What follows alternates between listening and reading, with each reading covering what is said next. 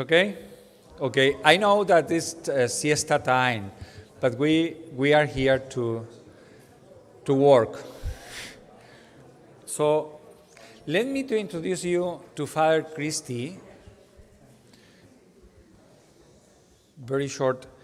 Let me to introduce you Father Christie as your first keynote speaker.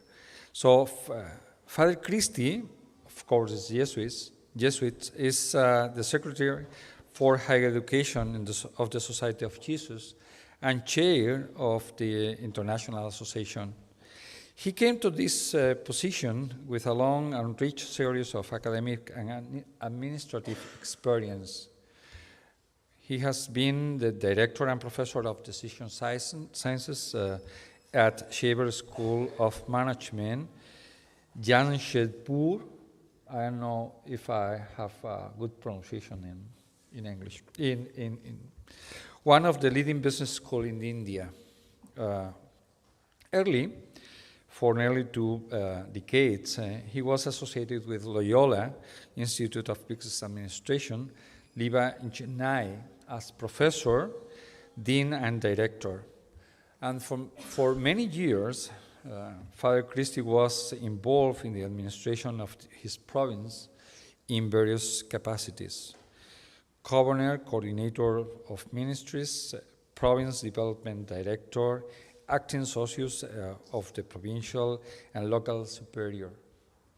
Father Christie holds a master in mathematics statistics from Madras University in India, and he earned his MBA and philosophy doctor in business administration with a specialization in decision sciences from St. Louis University, United States.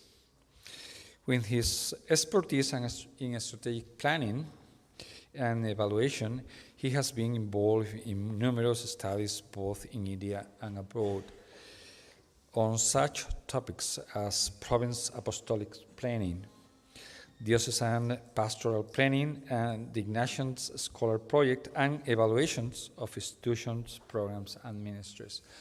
So I think that has a long experience, and I can say you more than that. He's a fantastic person. He's very kind. And if you have dinner with Father Christie, you are in a warm hug, you know. He always is kind and warm with you. Thank you, Father, for coming to Sevilla. Thank you for being with us, and you have the word. Me bajo.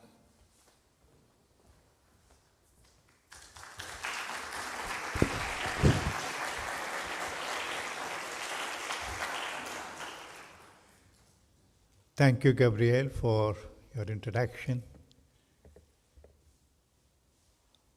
As I said earlier, before lunch, I'm indeed delighted to be here with you today.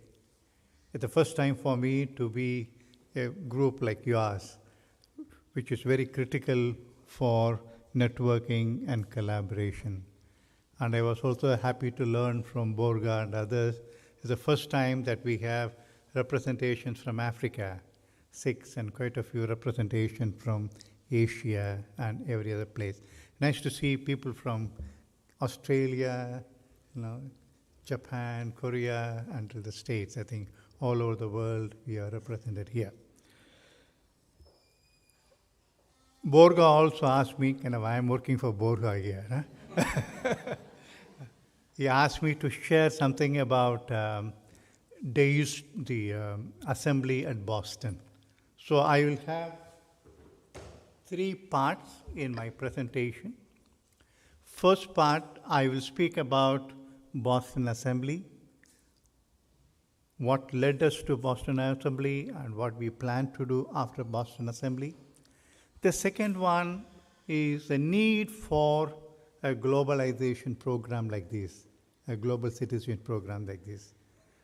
Why we need to prepare our students with this international perspective. The third one, the way forward.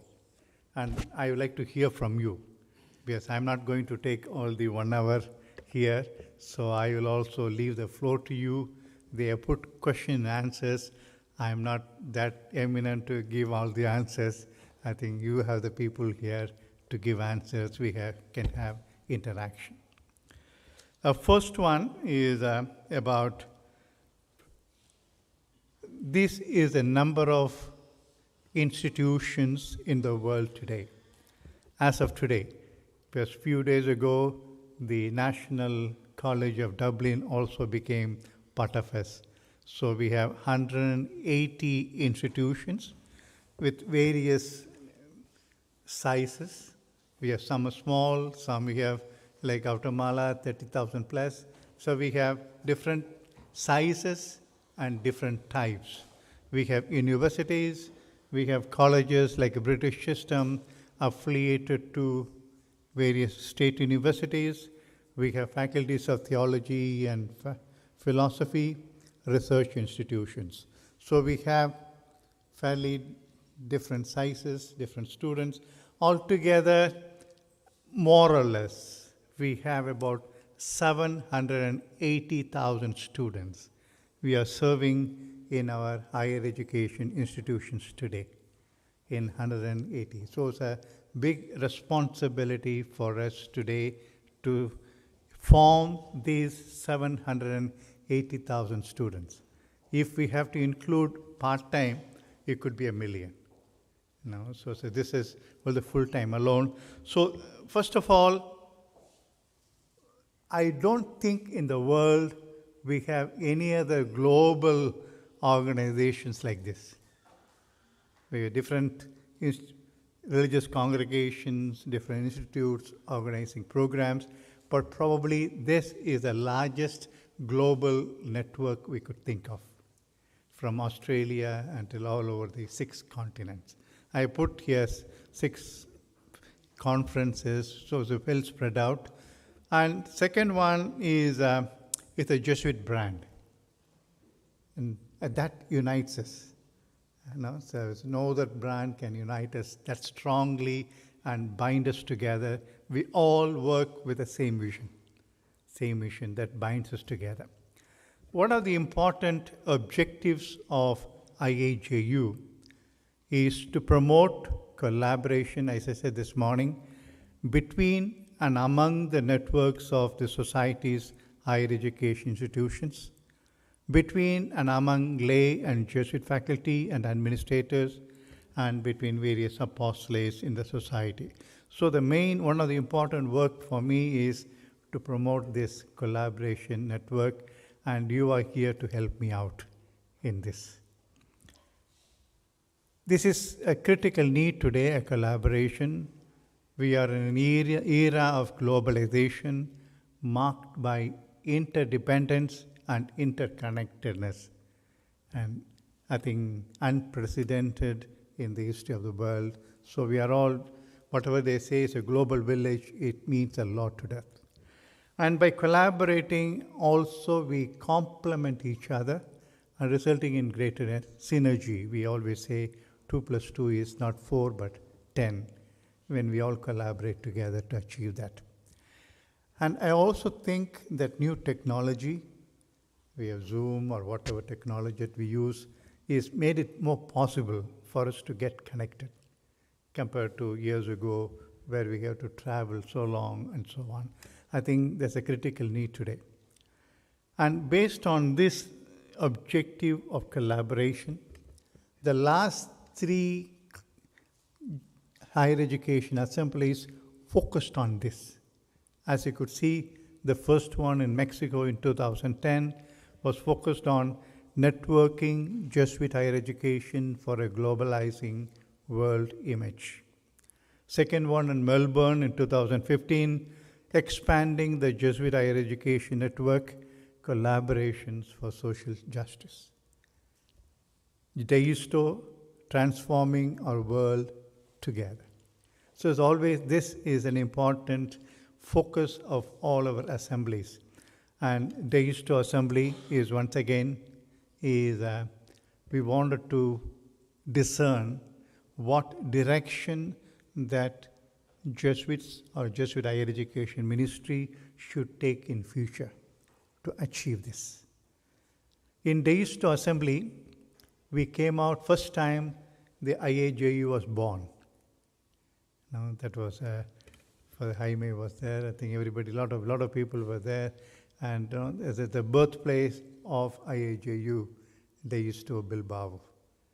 And today, I think over the years, IAJU is also getting recognition, and thanks to your communications team, Borja and co, they're helping me to promote this brand, helping me all these newsletters and communications.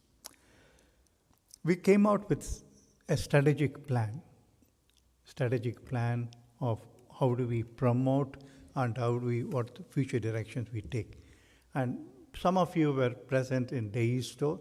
So we came out with 6 priorities, 6. So each one will take 6 task forces. The first one is a civic and political leadership program, which is important program for us in a way, making our students a global citizens. So we had 2 special programs. Global Citizens Fellows Program during the last 3 years, led by Georgetown. Last year, there were 31 students from 16 countries. It was led by Tom Branchoff, and they had a presentation at Deisto what we did. And also Margie's Exchange Program. It is led by you here at Loyola, Andalucía. Then we had other task forces, solidarity, migrants, economic justice, formation of leadership, interfaith dialogue, etc. And 2 more task forces also were introduced during this period between Deisto and Boston. Is one on inspirational paradigm for Jesuit business education, and the last one on theology education. So in Boston, we came together, and all these 8 task forces presented what they did during the last 4 years. Each of them did a commendable job of organizing conferences, seminars, etc. This is the introduction. In my introduction, I told them some of the nagging questions that are in our mind is how to make our institution truly Jesuit in their character and functioning. I think this will be the question forever. Now, how do we make it truly Jesuit? The second one, how do we make it truly relevant? And what is unique about institutions? This question also was raised by Father Gentil in his address. What is unique? How could we form our students as men and women for others, as persons of reconciliation and justice? How could we integrate 4 universal apostolic preferences? See, these are the basic questions we had, and we deliberated on these questions over the last 4 years, and also the discernment took place during the Boston Assembly.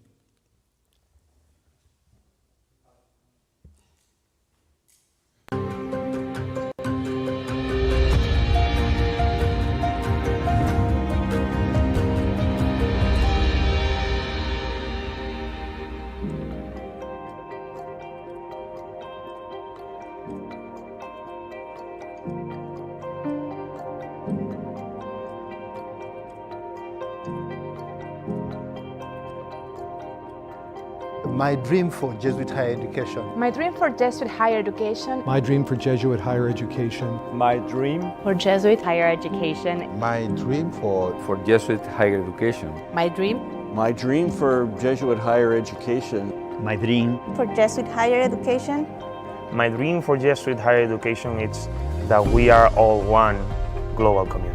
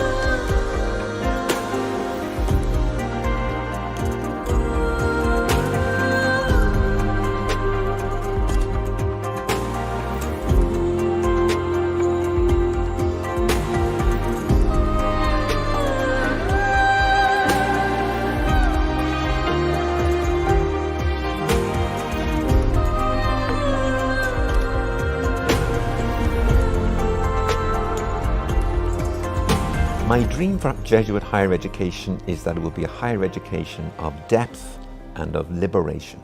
It may include as many people as possible and have a place in there for Africa. Is deeper international collaboration and a truly global horizon. A social justice-oriented university. To be committed to reconciliation. To be a model of reconciliation and ecology. To achieve social justice. To be more socially and environmentally committed. To be accessible to the most people as possible. Is to have more women making decisions.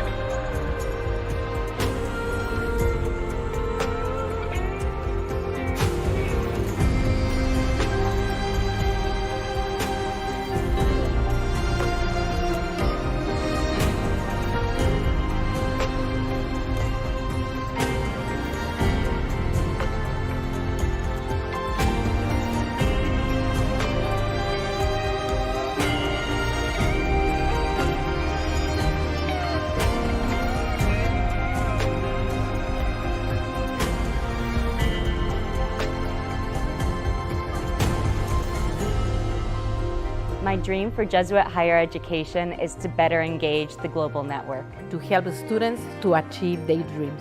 That we prepare students that can bring positive change and be the light for our world. That we become decarbonized.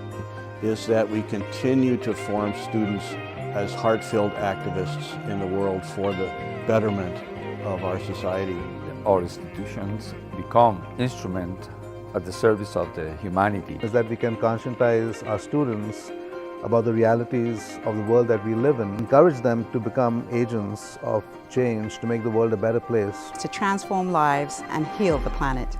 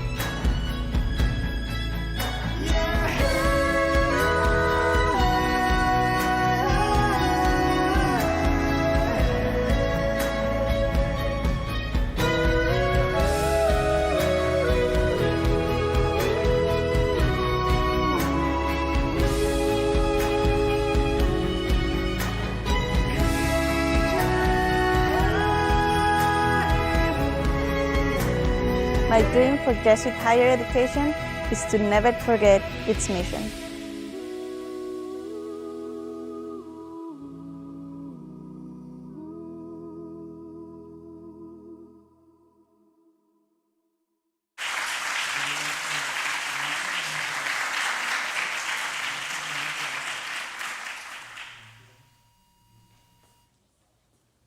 This video explained to you more about Boston Assembly than I could describe in words.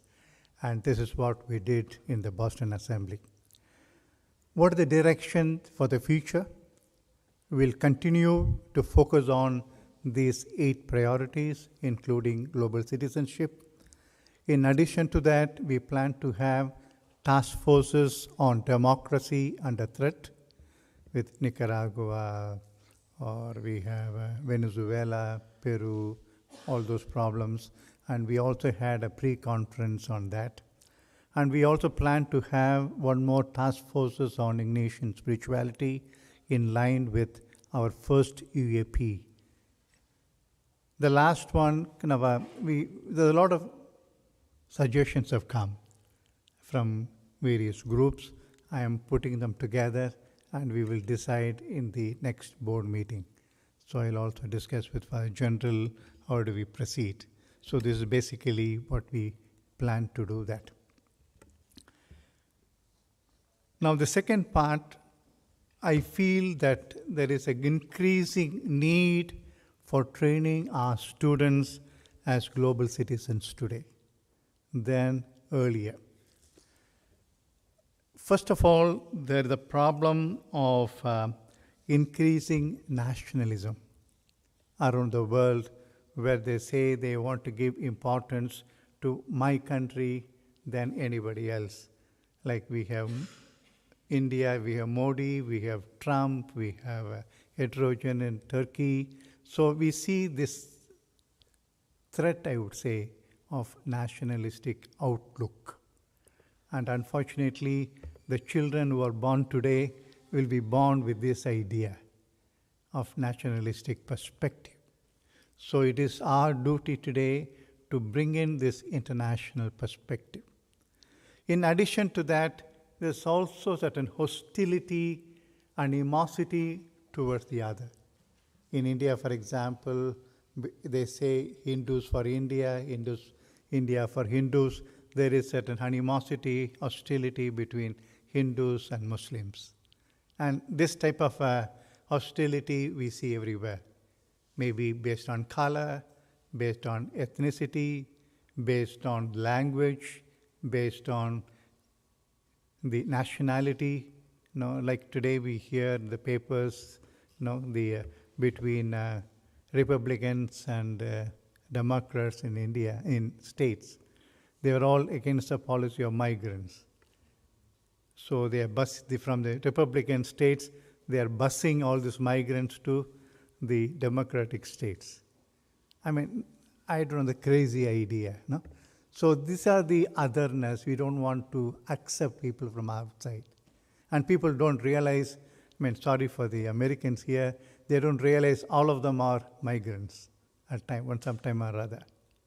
I think this type of problem of looking at the other as not friends, but somebody, enemy or something. I think this is the perspective and attitude in which our students grow up, and we have all the more reason to do that.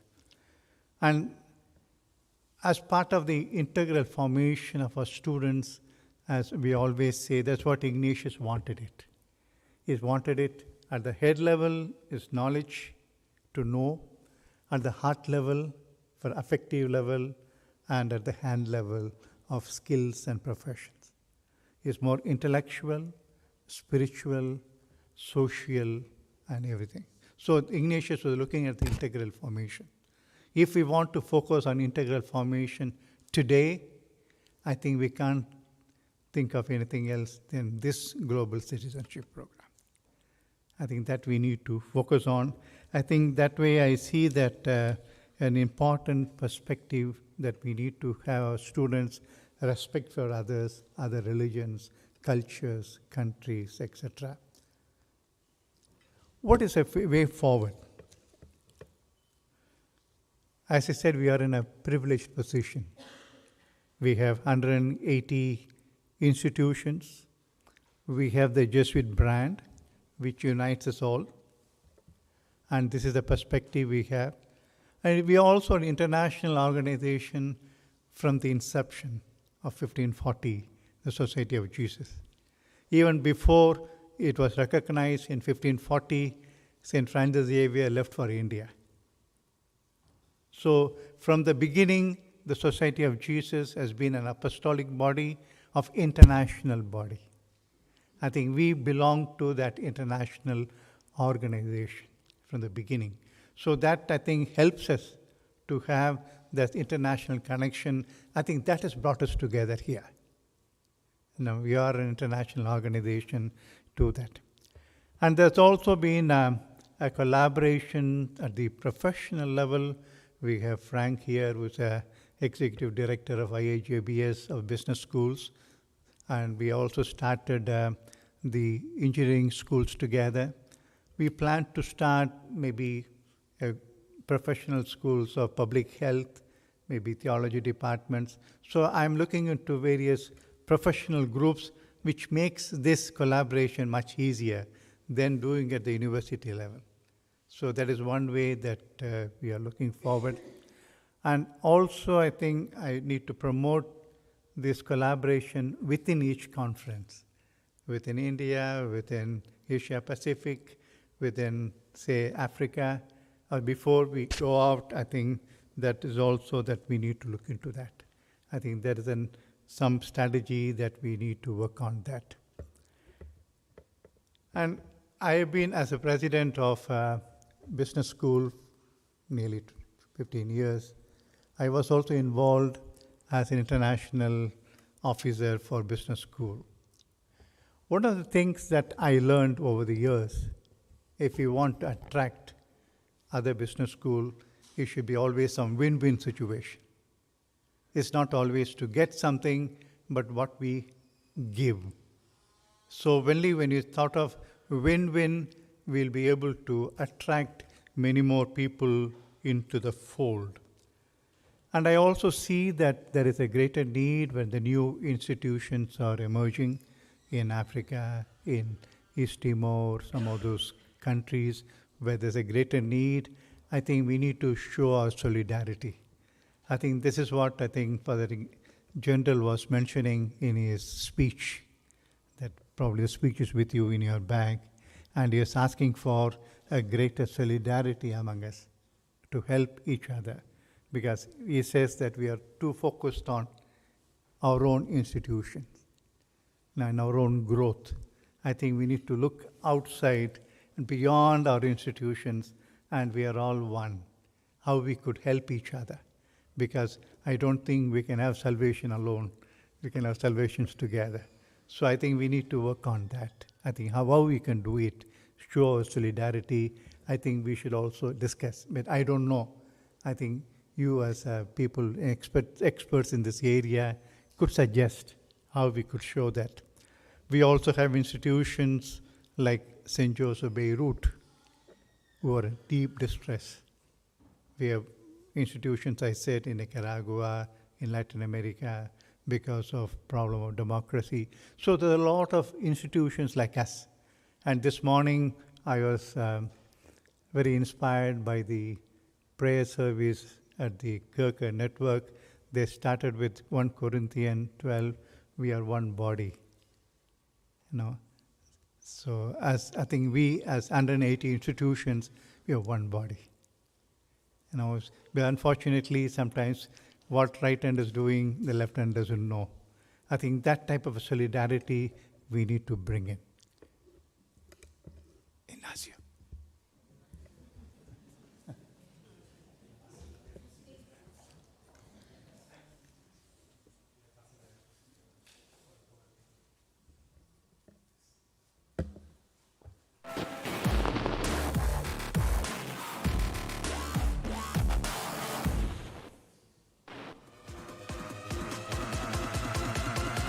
It's time.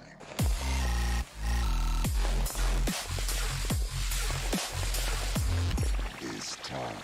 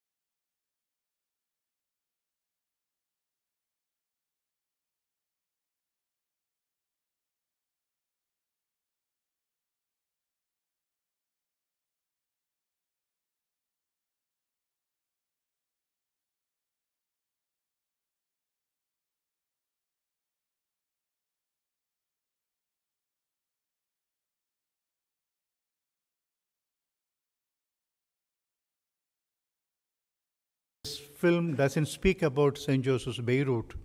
It speaks about a school close to Beirut, St. Joseph's Beirut. It gives an idea of the problems St. Joseph's Beirut is going through. A few years ago, they had a blast. They lost their hospital building, medical building. They had to rebuild. Now the value of money has gone down by 95%. They have only electricity for 2 hours a day. So in order to run a medical school and a medical college, they have to have generator for 22 hours, which costs them nearly $500,000 a year. So this is the context. So the context, I think, is the sister speaks about it. So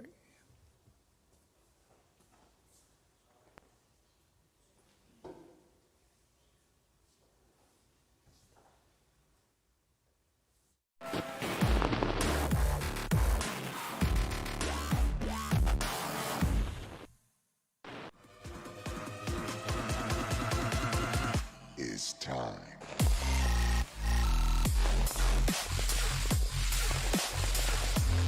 Is time.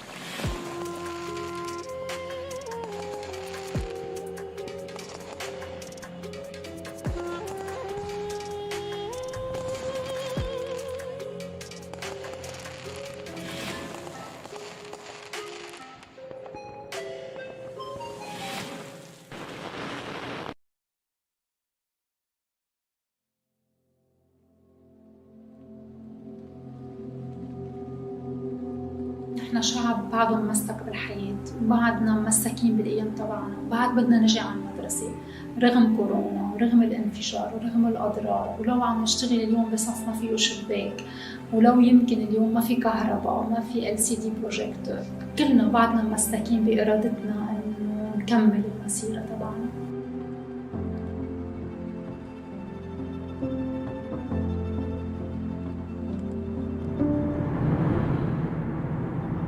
Tu prends mon ange gardien. J'en ai 3. Un ici et 2 au ciel.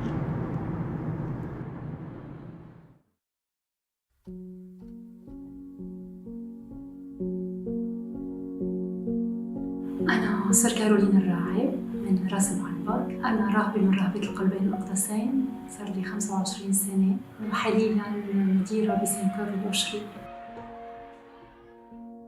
أنا أصلاً كنت تلميذة السنكر وكان في بحياتي راهبات شفت فيهم نساء رائدات هالقد عندهم روح الرسالة هالقد عبالهم إنه يطوروا كل الطاقات اللي فينا لما كنا تلاميذ وهيدا الشيء هيك ولد فيني هالبذرة الصغيرة اللي خلتني كل يوم أتعلق بربنا أكتر كرس له كل حياتي كل طاقاتي كل شبابي.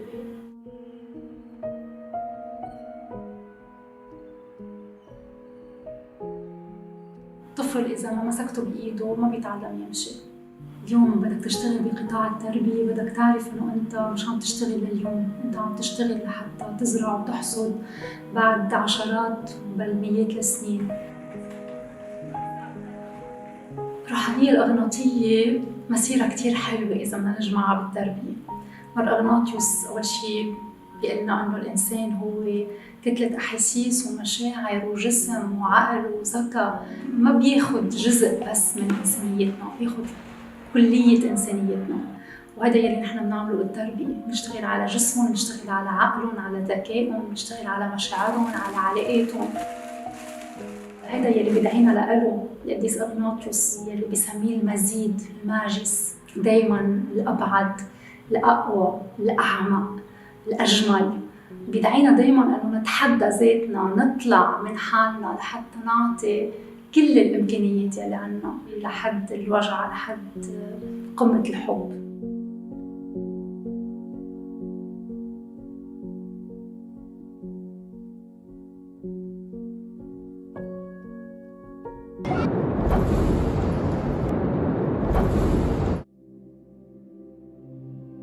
نحن بعاد 8 كيلومتر عن لما وقع الانفجار ببيروت، والمدرسة كتير تأثرت على كل الطوابق، ما كان بقى في إزاز، كل الابواب الداخليه والخارجيه كلها تشلعت وتكسرت. الملعب الصغار فاتت فيه العاصفه تبع الانفجار، طلع من محله ورجع نزل. يلي بيشوف مسا ليله الانفجار وبيشوف تاني يوم حجم الدمار بيفكر انه الانفجار طلع هون.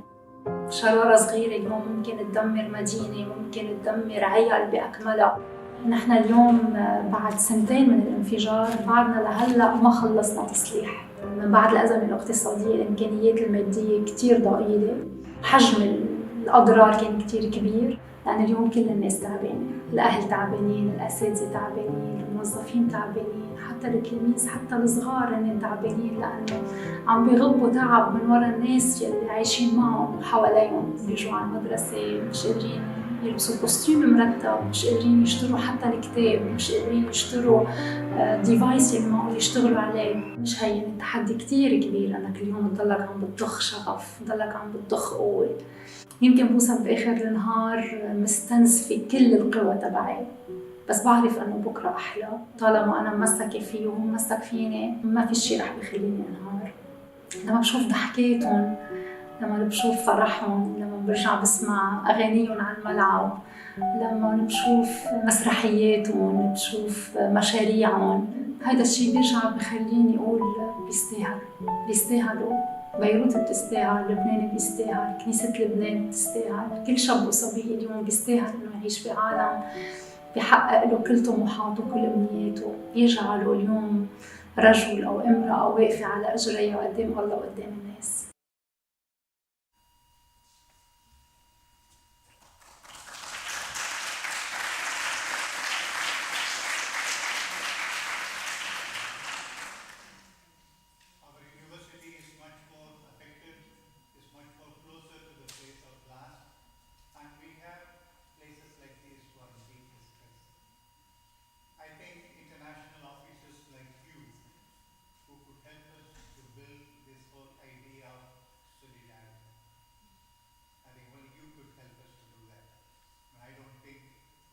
The president of IAJU can do, but you are in the field and I need your help.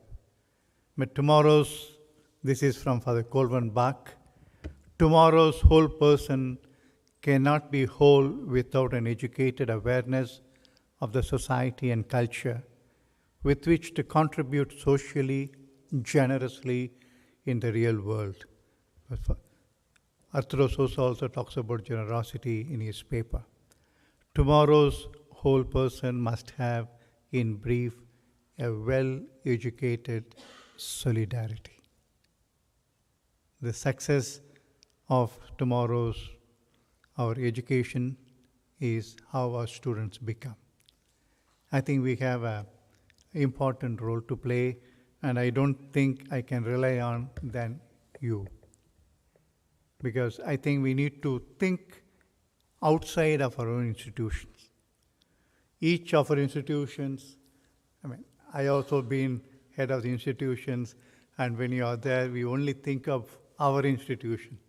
Or Gabriel thinks of this institution, we think of our institution, our time is spent there. We don't think beyond that. Because for us, we want to build our institution, our quality, our accreditation, our the ranking.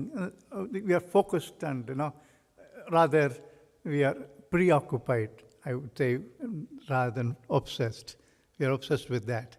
I think all of us have only one mission, the mission of the Society of Jesus. We participate in the mission of Jesus to build the kingdom of God. Whatever be our individual institution's mission, I think we participate in this mission of Jesus in building of the kingdom, to make the world a better place and to promote justice, peace, and reconciliation for the greater glory of God. I think we are all in one mission. I think we need to think of that as international officers, and how could we think together towards this one mission, how to bring a solidarity. I count on you. I'd like to hear from you. Before I close, let me close it with an anecdote or a story. Most of you must have heard about Taj Mahal. Taj Mahal is one of the wonders of the world in India. I think I have a picture here. It was built by Mughal Empire in 17th century to honor his favorite wife, who died while giving birth to her 14th child. It was started in 1632 and completed in 1653, 21 years. And they say more than 20,000 artisans worked with thousands of elephants carrying and so on. The story is apparently the king used to go in disguise to find out the progress of the work being done without revealing that he was a king. So one day he went there, he asked the guy who was in carpentry, what you're doing. He said, I am preparing the windows or the doors. And he asked another guy, sculptor, okay, I'm doing a particular sculpture to be placed on top. No, each one was saying their own work. Apparently he went to a poor, illiterate stone cutter. And the guy was chiseling the stones to be part of the Taj Mahal. And he said, proudly, he said to him, I am building Taj Mahal. No? I think that is the thing that we need to learn. How we are building the kingdom of God. Thank you very much.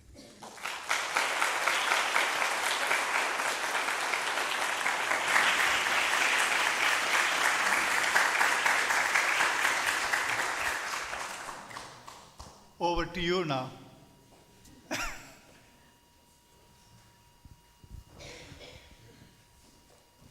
Supposed to be question answers, but I think I will. No. So now we open it to Q&A. Or interaction. You can give your suggestions. How do you want to advance the whole idea of solidarity, whole idea of preparing our students with international perspective, the challenges, the concerns that we have. Borja wants to start something.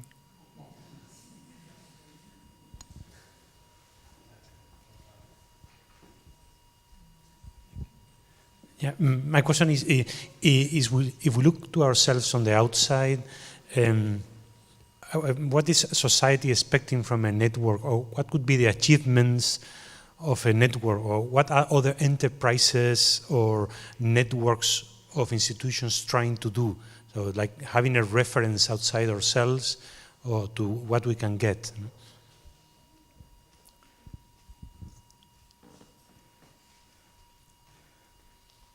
As I said earlier, we could achieve much more when we collaborate. Now, certain synergy, see, we can complement whatever we have. I mean, if I understand correctly your question, see, like much more than what I could do within the competencies, with the facilities that I have, if I joined with you or a few other people, we could achieve my own objective, our objectives together in much more efficiently, much more effectively. I think that is one of the importance. I mean, networking is a means for collaboration. No, the networking collaboration, we cannot do that. But we need to think in terms of which could facilitate this, strengthen these networks, strengthen this collaboration. So that's why I said that IAJBS, the business schools, because not only Jesuitness, there is also the focus on the business area. We know that what is our objective as a business school, or engineering schools, or medical schools. So this can facilitate much more than what we could do.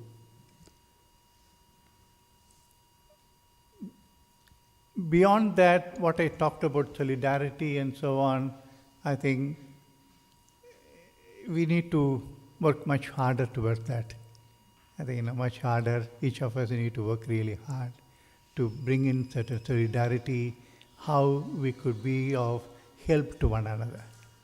Because as I said earlier, there are institutions that are just being born. It's a great difficulty. They are trying to strengthen, trying to build. Africa, for example, tomorrow, François Gaboret will give us a presentation, the initiatives they are taking, the challenges they have to build those institutions.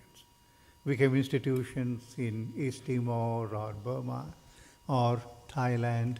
We are just in the very initial stage working for the migrants, refugees. We have Peter Balai here who could give us some more information about his own work for the people on the margins. So you can't do it alone. And only thing we can collaborate with various universities, various bodies to achieve that purpose. I think this networking would help each other to achieve our own goal. That's what I think. I hope I have answered rightly. Thank you. If you have any ideas, Gonzalo, I'll be happy to hear from you. I have two questions. I'm from the USA, and we have about 27 Jesuit university. But for the past couple of years, most of Jesuit university now run by the lay president. So we don't have a lot of Jesuit to take the leadership role, and of course, we collaborate with lay people. So I just wonder in the future, how can the Society of Jesus prepare for the new lay leadership to maintain the Jesuit mission and identity? I think that is very difficult because right now I'm thinking that most of the time, we talk about a mission, but at the bottom line, how we can maintain the financial sustainability, okay? And that is very difficult. And even the Jesuit education in the US is so expensive that, students, not so many students can afford it. So how we can make that to be more diversified, but at the same time it's more accessible.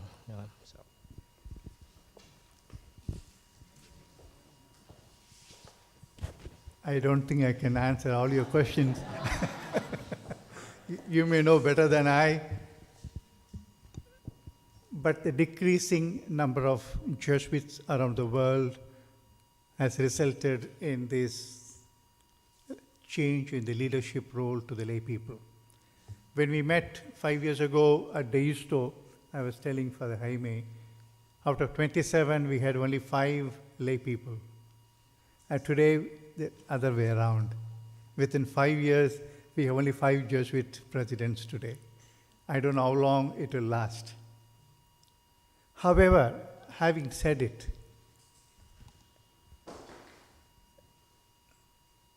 I don't know whether it's preposterous to say that not because a Jesuit is the leadership role, it doesn't make an institution a Jesuit or non-Jesuit. Not because Gabriel is here, a non-Jesuit is at the head of this Loyola, doesn't make it less Jesuit.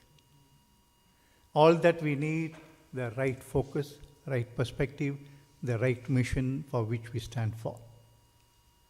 But certainly the challenge is to train these leaders if they don't have the experience of working in the Jesuit institutions, if they are not too aware of this Jesuit mission, to train them and give them the right orientation. I think that is a challenge that we will face tomorrow.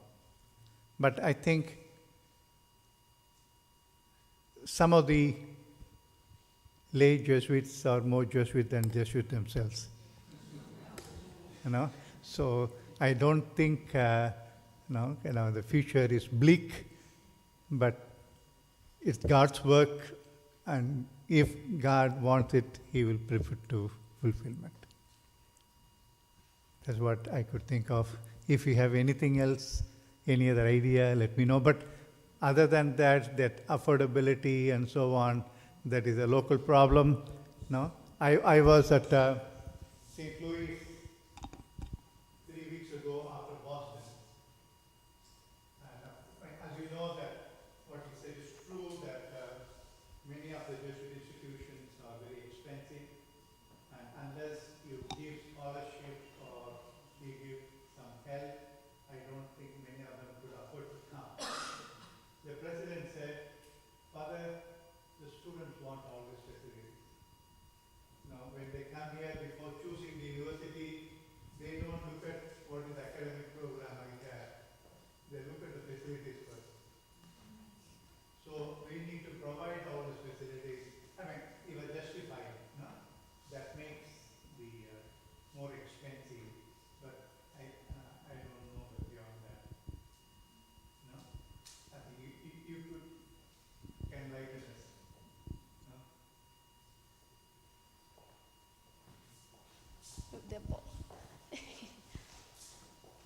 Okay. Thank you, very quickly. Coming from Brussels, from the political capital of the European Union, my question is biased. But looking at politics today, do you think that Jesuit higher education has to do something specifically with the education for democracy? Or if I translate it in democratic skills, so how to enhance democracy and their survival. But if I translate it to the Vatican vocabulary, I could also ask if synodality is something special, or shall it be something special to the Jesuit higher education?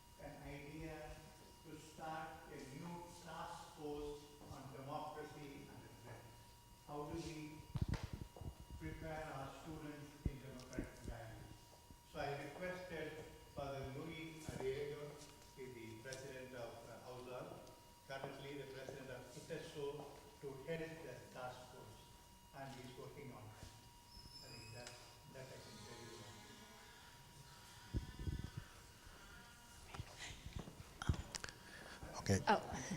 Hi, I'm Susan Popko from Santa Clara University. I have a comment and a question for you. Thank you very much for your presentation highlighting the challenges of international education. And my comment is really just, I think it's important to kind of reflect on this moment and really see what we're experiencing and what we've all gone through in the last few years, and acknowledging what's happening in Ukraine and the racial injustice that we are all working to address, and the sort of loss of human rights for immigrants, for women that we're seeing in the US in particular, and really the imperative that we have to promote knowledge, skills, and attitudes for our students, and also our faculty and staff to help make progress on this issue.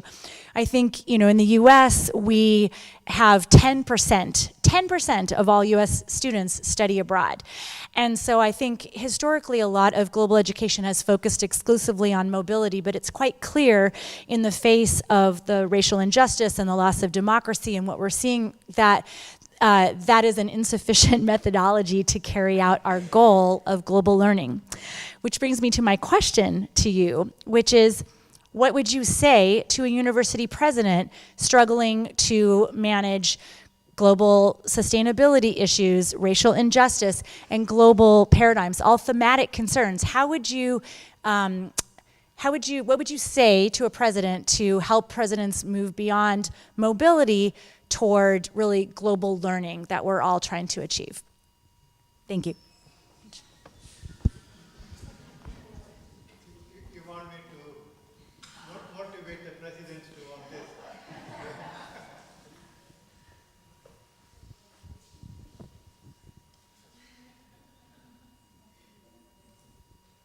Being from states, I could tell you there is a greater progress towards becoming aware of international situation in the world. I studied there years ago in St. Louis. I can give you 2 anecdotes. One of the girls in my class asked me where I was from. I said, I am from India. She couldn't understand where India or what India. She asked me, are you from Indiana? So I have to repeatedly say that I am from India. No? So to understand that India is a country which is far away. And this is one of the, during breakfast, one of those days, a Jesuit asked me, and I was eating breakfast, Christie, do you get all this in India to eat? No, I was a little hurt, but at the same time I had to keep my cool. But all I said is, I get better food than this. Much warmer food. It's not a cold food like this. See, this is the perspective people have who have not traveled outside their state. And one of our fathers is now no more, Father John Padberg, one of the great Jesuits from, he used to tell me, which I think is true, at Christie, you will find 2 groups of people here in the community. He was my rector for a while.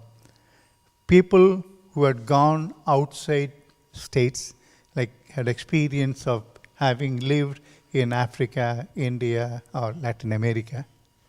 People who are not gone outside. You will see a marked difference in their perspective, in the type of question they may ask you, in their value system.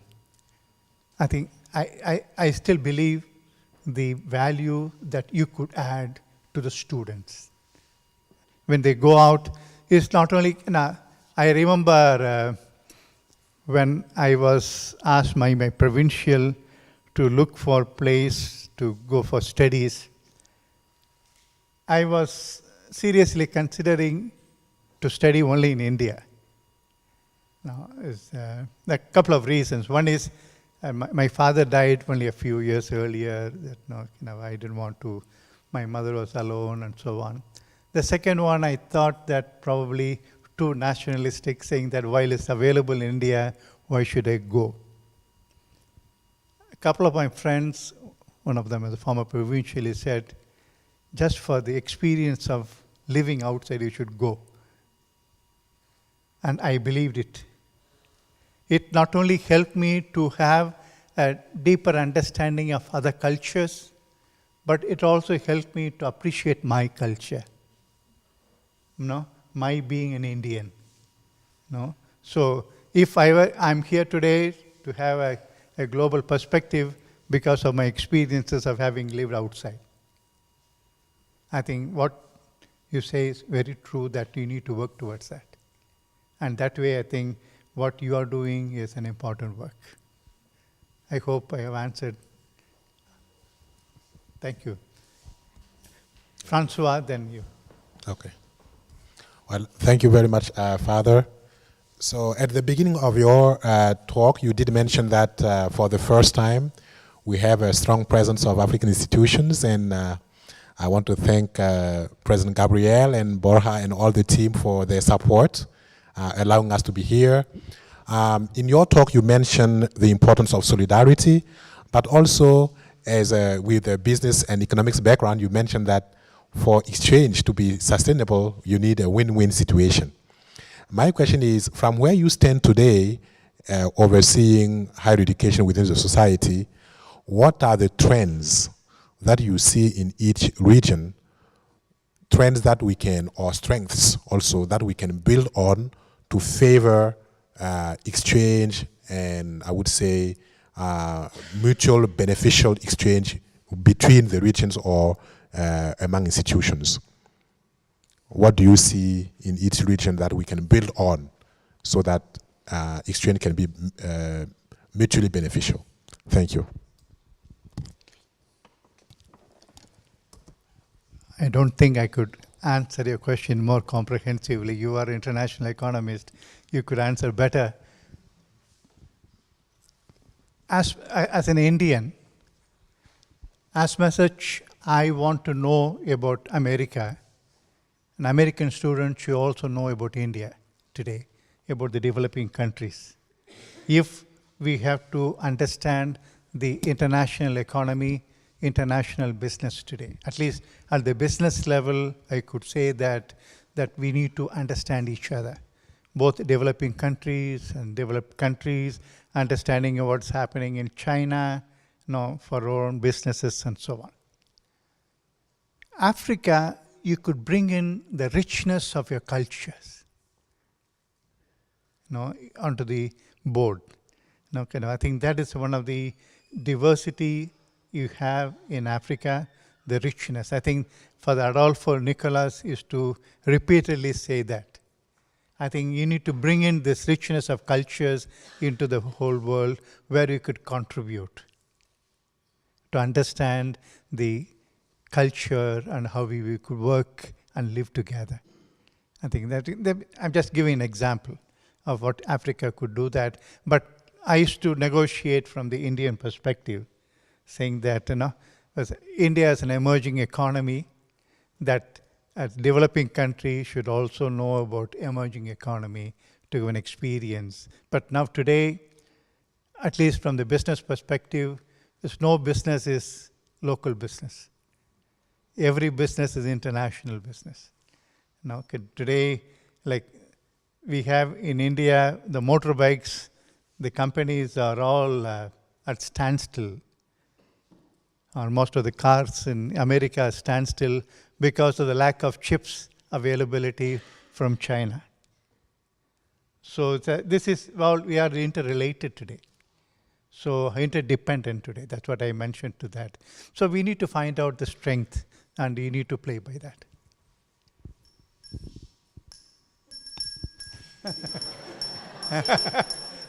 One more question here. The last question. I think she also has one letter.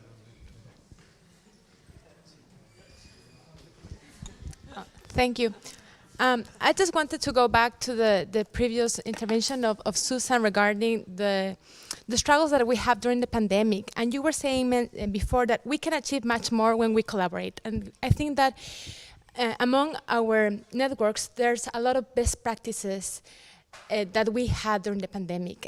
And I want to invite my colleagues to talk about how we can do COIL or this kind of collaborative initiatives. So I'm just going to pass the microphone so you can listen to them and join us tomorrow in the panel. Susan also can take Susan is working on these best practices in IAJU and Gulf Network. She could also fund. So we are speaking tomorrow. This is coordinating team of the Aushau group, and we're speaking tomorrow about virtual international opportunities, both virtual dual immersion and COIL and other opportunities. And we have actually been in existence since 2006.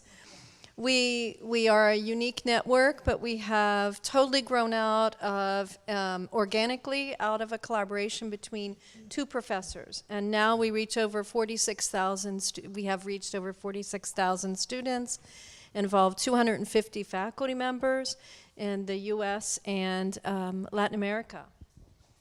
Yes, I'm only want to add to Diana's intervention. asking your question about what do you say to the president or to the provost about to help, or the ways to help to promote global exchange without traveling abroad. I have one word, support telecollaboration in your institutions. It's going to be a great key to achieve the situation you are referred before. Yeah. The thing is that everything that you spoke about today, we have seen take place in virtual encounters between our students. There is a lot that can be done virtually. Sometimes they would even like to, when you talked about food, they would even like to be able to pass the food across when they talk about it. But they really grow in their intercultural competence. And I know that we would love for all of our students to be able to travel, but they don't all have that opportunity. So we can make it a more equitable experience, and we can also have them collaborate on social justice issues and challenges, and they can do it virtually.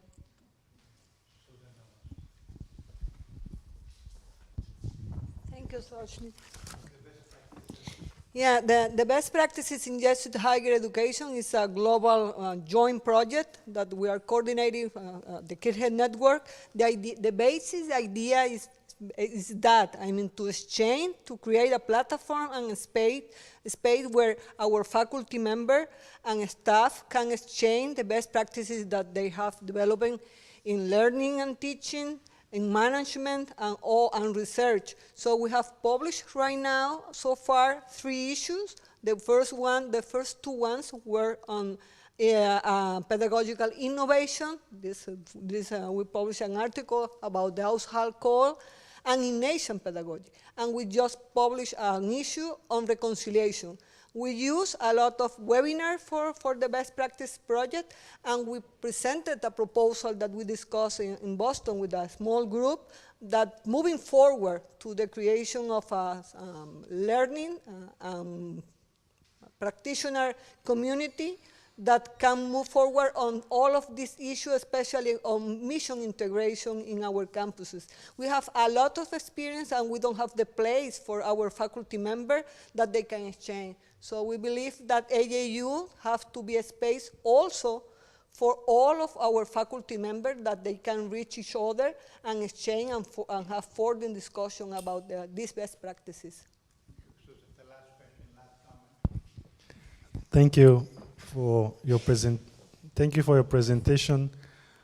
I was just reflecting on one of the slides that you had put in about what brings us together as the Jesuit brand. And I think the more we talk about the network, the more we grow, the more we continue this collaboration. I think there's something we may be missing because of how the world is going. I was happy that during the assembly, you had mass and spiritual activities. And I think that's one thing we should be emphasizing as Jesuit institutions. Without God, there is nothing called Jesuit. And slowly, we are eliminating even the word itself from the things that we do. And how can there be Jesuits if there is no God in himself and in our institutions? And I think we are trying to be politically correct, but there's a danger of having Jesuit institutions without any reference to God, or without even the possibility of prayer, and without the possibility, we can promote values like democracy and so on without the value of God himself. So I think it's a danger, and I'm not sure how to frame my question, but I believe that maybe it's time that we should revisit some of the basic things that make us Jesuits, that created these institutions in the first place. Is the idea of the first UAP about God himself. Thank you. The first UAP is on that for us, is showing the way to God through spiritual exercises. And Pope Francis rightly mentioned that there's a foundation for all other UAPs. Now we can put all the UAPs under this particular UAP of showing the way to God through spiritual exercises.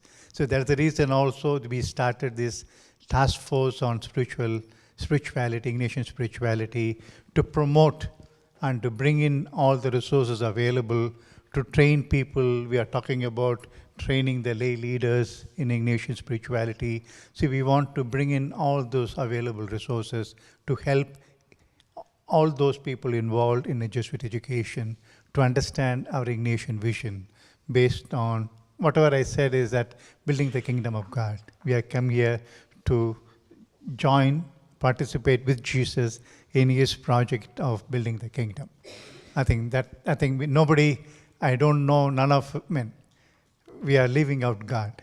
I think that is the foundation for all of us. One last suggestion, but not suggestion, next few days, think about it, I want to say earlier, is how do we go beyond our conventional ways of international networking, like student exchange, faculty exchange, and classes, using the new technology? How can we reach out many more people? Say like today, from here, I could teach in 15 countries, which Peter Balai is doing it, through various, So how do we think of new ways of doing it? Optimally using our resources to reach out to many more people and helping many more students, faculty in this objective of promoting internationalization. So I'll be happy to hear about it then during the next few days. So thank you for your question, thank you for suggestion. Thanks a lot.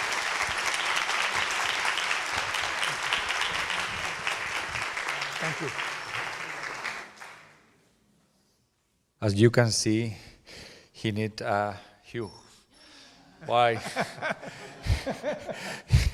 He put from the stage to the circle.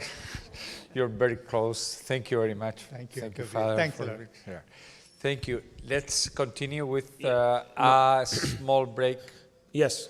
Yeah. Okay. So we will now follow all the people who said that worked for Borja. They will lead you to the coffee break. We have 15 minutes coffee break, and the bell will sound when we need to come back, okay? It's a fast coffee break. Thank you. Thank you, Father. Hope it is okay. Hope it is okay. Hope it is okay. Okay, fantastico.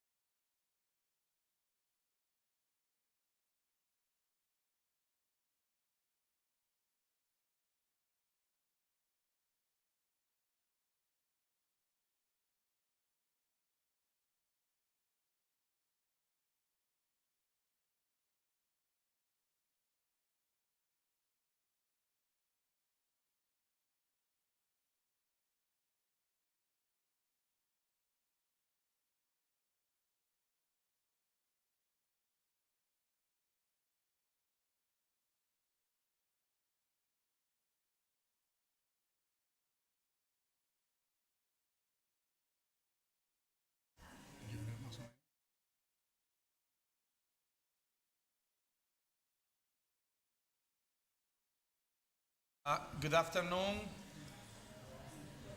I guess that most of the people are coming back from the coffee. You know, we have a tight schedule, but we are on time. But we want you to enjoy tonight. So we want to be on time for the visit of, thank you, Gigi, the visit for the Reales, Alcázares, and also the dinner. Good, so we continue now with the panel that we have organized for higher education sector. You know, during these days we are going to talk a lot about the Jesuit education, Jesuit networking, how we can partner, how we can build better our networks, the work that we do, our mission. But actually, when we were planning with the steering committee, and thank you again to all the people who were helping for the steering committee to organize the conference, we said that we need to have a view from outside ourselves, outside our group, with good friends, but people that then have leading responsibilities in different institutions. We need to learn how to partner with institutions, but also with professional associations for higher education. That's why when we organized this panel, we suggested to invite two leaders, two champions in higher education, Alfonso Gentil, he's the general manager of the Sepie, and also Laura Rumbley, associate director for knowledge and research at the European Association for International Education. Before to introduce them, I would like to say that we, as Jesuit universities, we need to partner and we need to know how the institutions and associations work, but not just only from the point of view of our own institutions, because normally when we go isolated, like, well, I need to apply for funding for Erasmus Plus from the point of view of Loyola Andalucía. We apply to Sepie, which is the European agency also in Spain that distribute all the Erasmus Plus funding. But we need to think about not just only how we do all these projects alone. We need to think about how to put those projects and funding at the service of the mission. We're very grateful to Sepie because it's helping very much what we do every day in terms of Erasmus Plus, and also how we can use the funding not just only to collaborate within Europe, but also outside Europe. Actually, some of you, especially our fellows from Africa, some of our fellows from Latin America, Carla from St. Joseph University in Beirut, they are taking advantage of this kind of project called Erasmus Plus K107, where we have funding for capacity building and for bringing fellows to participate in this kind of events. That's something very important. In the other side, we are also very grateful for all the support that the EAIE it's also giving to us, not just solely as institutions, individual institutions, but also giving us the opportunity to introduce ourselves as a network. For example, in the previous picture, and I would like to pay a little contribution for what happened in Seville in 2017. Please, the other one. La otra diapositiva. Esa, yes. Many of you, especially some of you that you are more senior, you are in that picture. You remember that one? That was in 2017. For the first time, the brand, the International Association of Jesuit University, it was introduced in, it was the first time that we displayed it ourselves under that brand. It was even 1 year before the official presentation in Bilbao. That was at the EAIE conference in Seville. And as you can see, all the stands from different Jesuit universities we were together. We even did, por favor, la otra diapositiva. We even did a little communication campaign all together. I guess that so far it has been the only time that we partner as Jesuit institution with Times Higher Education doing our communication. All those Jesuit institutions, and actually, as you can see, there were not any from Africa, which was a big mistake that we are trying to solve in this 22 conference. So we are very grateful for all the African fellows coming. We have to display ourselves with the support of institutions and also with the support of professional association. That's what we wanted to hear from Alfonso and Laura about it. So let me give some remarks about Alfonso Gentil. He's the general manager, as I said, of Sepie. To make a brief introduction, we will say that he's a local, so he studied at the University of Seville. He is a lawyer, he has a law degree, but also he was studying at Nijmegen University in the Netherlands when he completed an Erasmus Sustain and a master's degree in public administration. Since 2007, he's part of the highest public servant category in Spain that bring him to several positions as the director for the internationalization unit at Sepie, where we met. Actually, we met in Boston, I guess, in the NAFSA event in Boston, so everything is related.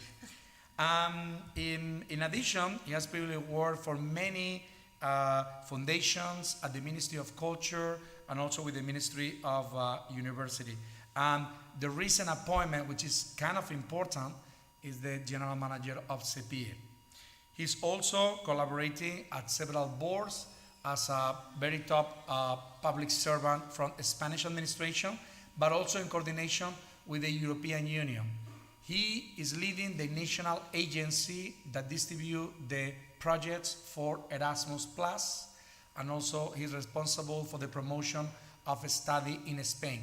If you have been in Barcelona, that big stand of a study in Spain with 82, 83 institutions, all that work has been coordinated with Alfonso's team. So thank you so much, Alfonso, for taking the time to come here today to share with us your insight from your institutional point of view. Thank you. The floor is yours.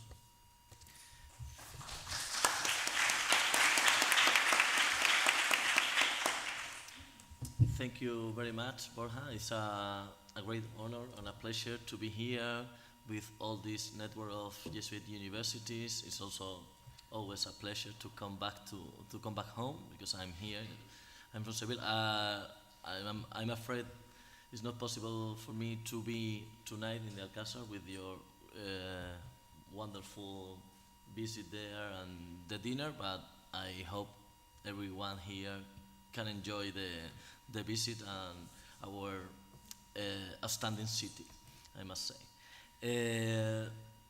As Borja has mentioned, I am the director of Sepie. I will talk only a little bit about Sepie, and then I will try to reproduce the main figures about internationalization in Spain. Also, I will talk about Erasmus+, the international dimension of this program, because it's really important, not only within the European Union, but outside. And then only a few remarks about the importance of the European Universities Initiative.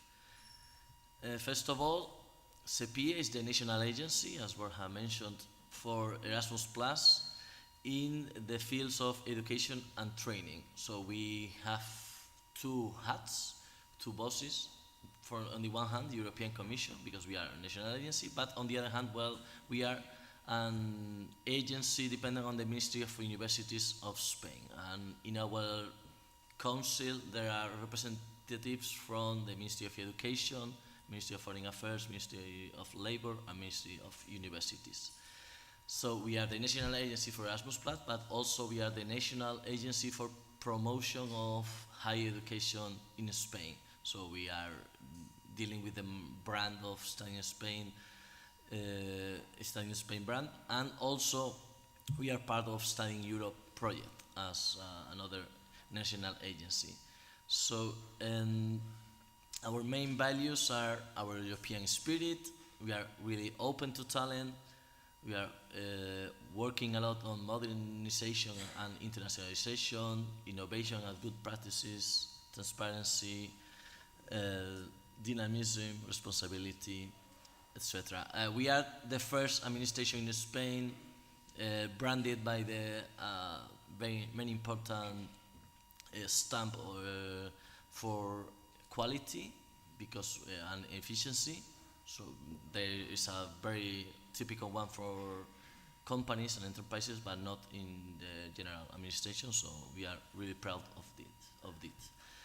Our main aim is to attract talent to the Spanish educational system, but not only, because we are really open to internationalization. We work on the guidance on the university system, on the promotion and communication. So we organize this kind of big booth at EAIE fair, also at NAFSA, and we organize several study in Spain fairs all over the world. And we also manage different mobility programs, bilateral programs, apart from Erasmus+.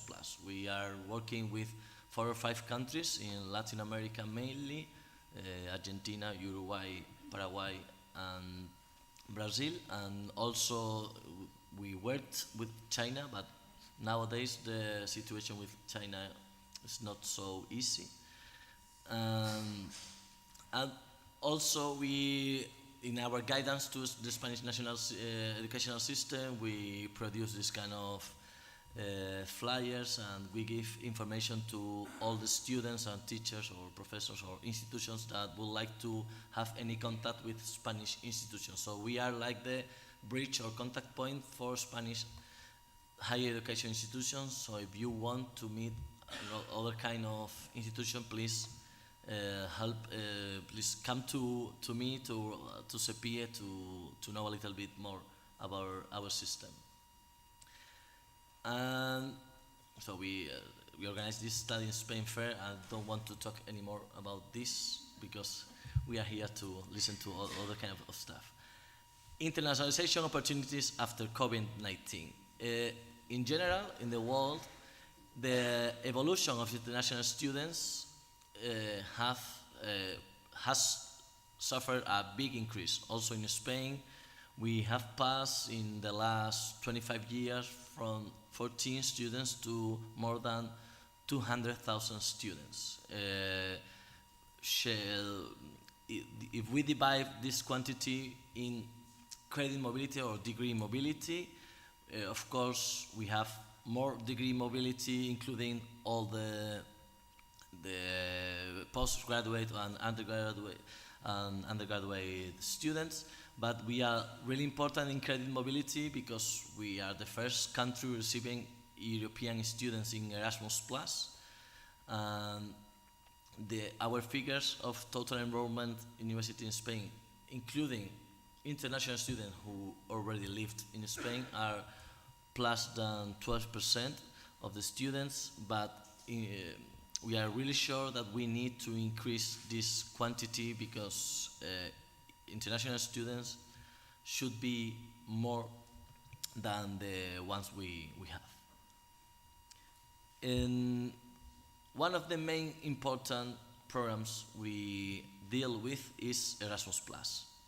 Erasmus+ has 4 main priorities in the age we are living from 2001 till 2027, that are digitalization, inclusion and diversity, promotion of democratic values, and also environment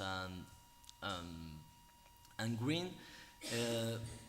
That means that the main projects that are going to receive financial and budget from Erasmus+ are related to those priorities. So the assessment and evaluation of these projects always, that the projects that include these main priorities always receive more points, so it's easier for them to receive financial funds. And apart from the European Union, Erasmus+ is participating in different 137 partner countries worldwide.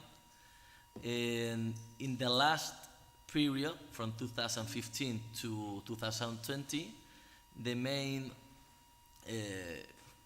countries that receive projects with, or that produce projects with Spanish institutions were, we passed from 76 in 2015 to more than 156 eligible countries that were, and in Spain, sorry, there were 59 in 2015 to 114 in 2020. In total, there were 122 different countries all over the world that had projects with Spanish institutions in that era of Erasmus Plus 2015 till 2020. So that means that in the number of projects, Sepie financed 484 projects. We were requested every year for the last year, for example, we were requested for 133 projects, but we could only finance 117. So our success rate in medium was 79%, so we always receive more requests than the money we have. So every year we can finance only this almost 80% of the projects requested. In mobilities all over the world, I repeat, we financed more than 30,000 mobilities.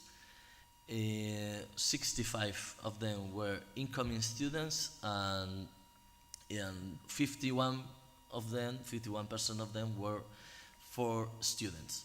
It's important to say that Erasmus Plus does not only finance students' mobility, but also staff or teachers, so it's a very good way to finance projects, and it's not always so expensive. This kind of project you can present is always with an agreement you already have with, in our case, Spanish institution or an institution from other parts of Europe. But in my case, I must try to provoke you have an agreement with a Spanish institution, and here you have a few of them. So just to let you know, the budget we have moved in this international dimension. The last time was 23 million euros. We have to sum up 1 million euros that the Ministry of Universities put to the Americas region, Ibero-America region, Latin America, sorry. Yeah, in the new program, you will see this quantity is going to be higher. Not this year, maybe, but in the last program, we passed from 11 million 2015 to 23 million 2020. This year, we are going to begin in the middle of that, but we are going to finish with double the quantity of money from 2020. So it's a huge opportunity that we are going to give to all our institutions to collaborate with institutions all over the world. So Erasmus Plus is a great opportunity to collaborate and to cooperate with different institutions. So in the new age, we are going to publish the first results of this year, maybe at the end of this week or the beginning of next week. Okay. Because we applied for 24 projects, most of them with your university. So that was one of the main questions today. So. No, yes, I knew. So this year the structure has changed a little bit, but eligible countries you can see are mostly all the countries in the world.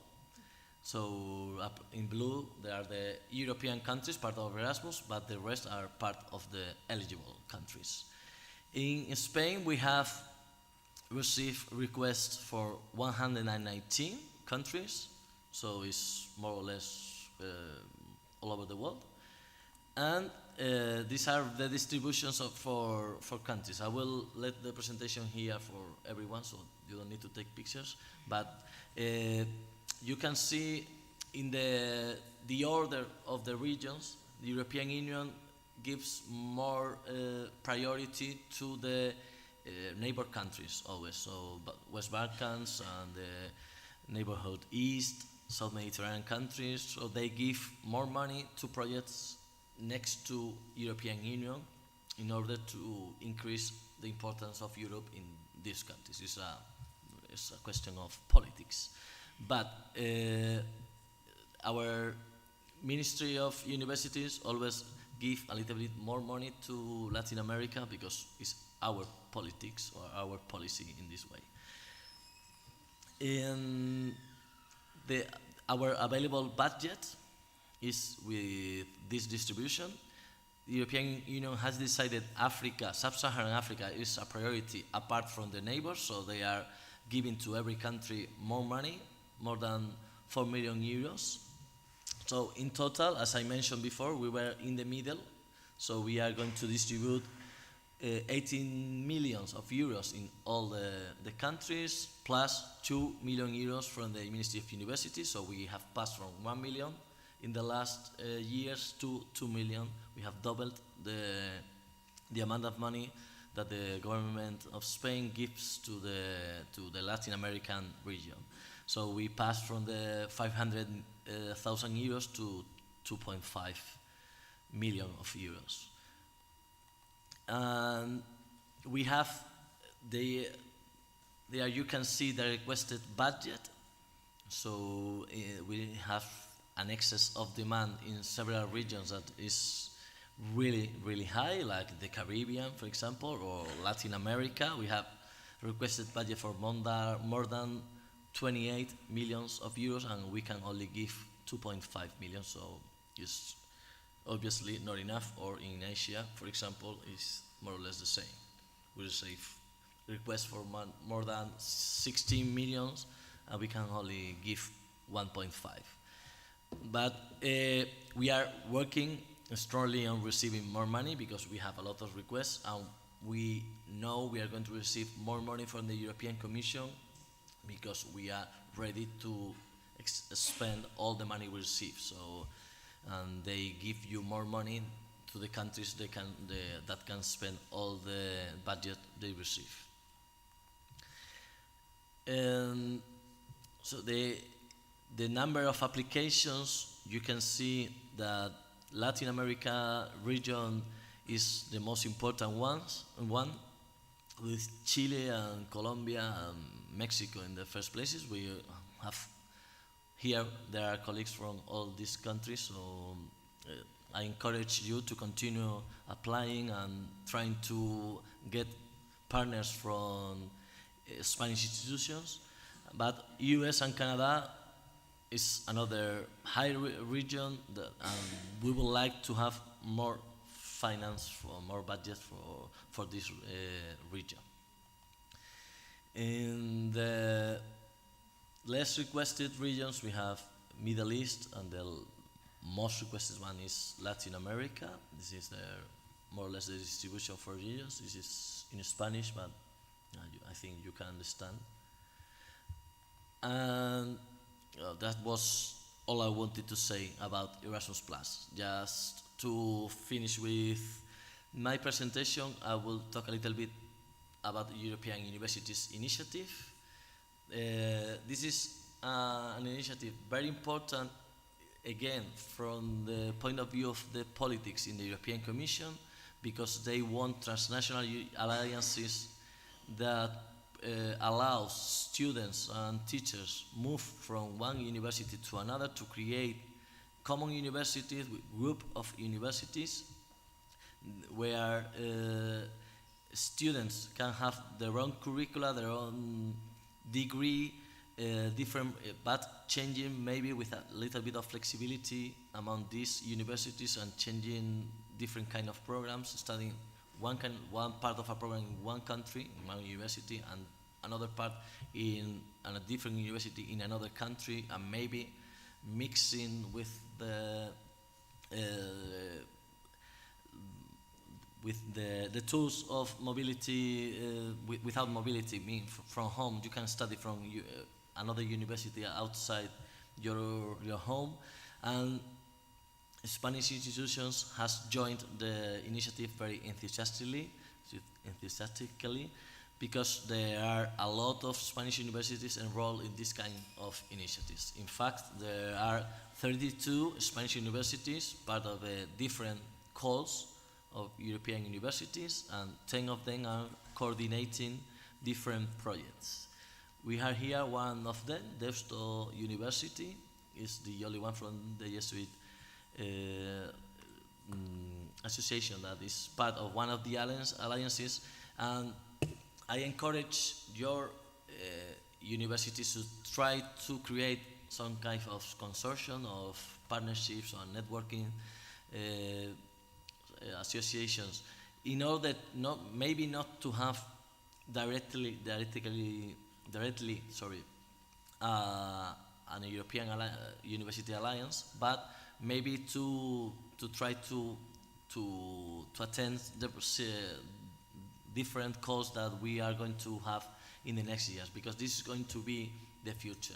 The future is about creating projects together, having partnerships together, and create and encourage this kind of networking associations, because it's the way the students are going to move in the future. Students cannot have a complete program without an international experience, maybe with internationalization at home, but it would be very important to have not only the degree you receive at home, but part of a program outside. So this is the future, and this is what I wanted to tell you this afternoon. Thank you very much. Thank you.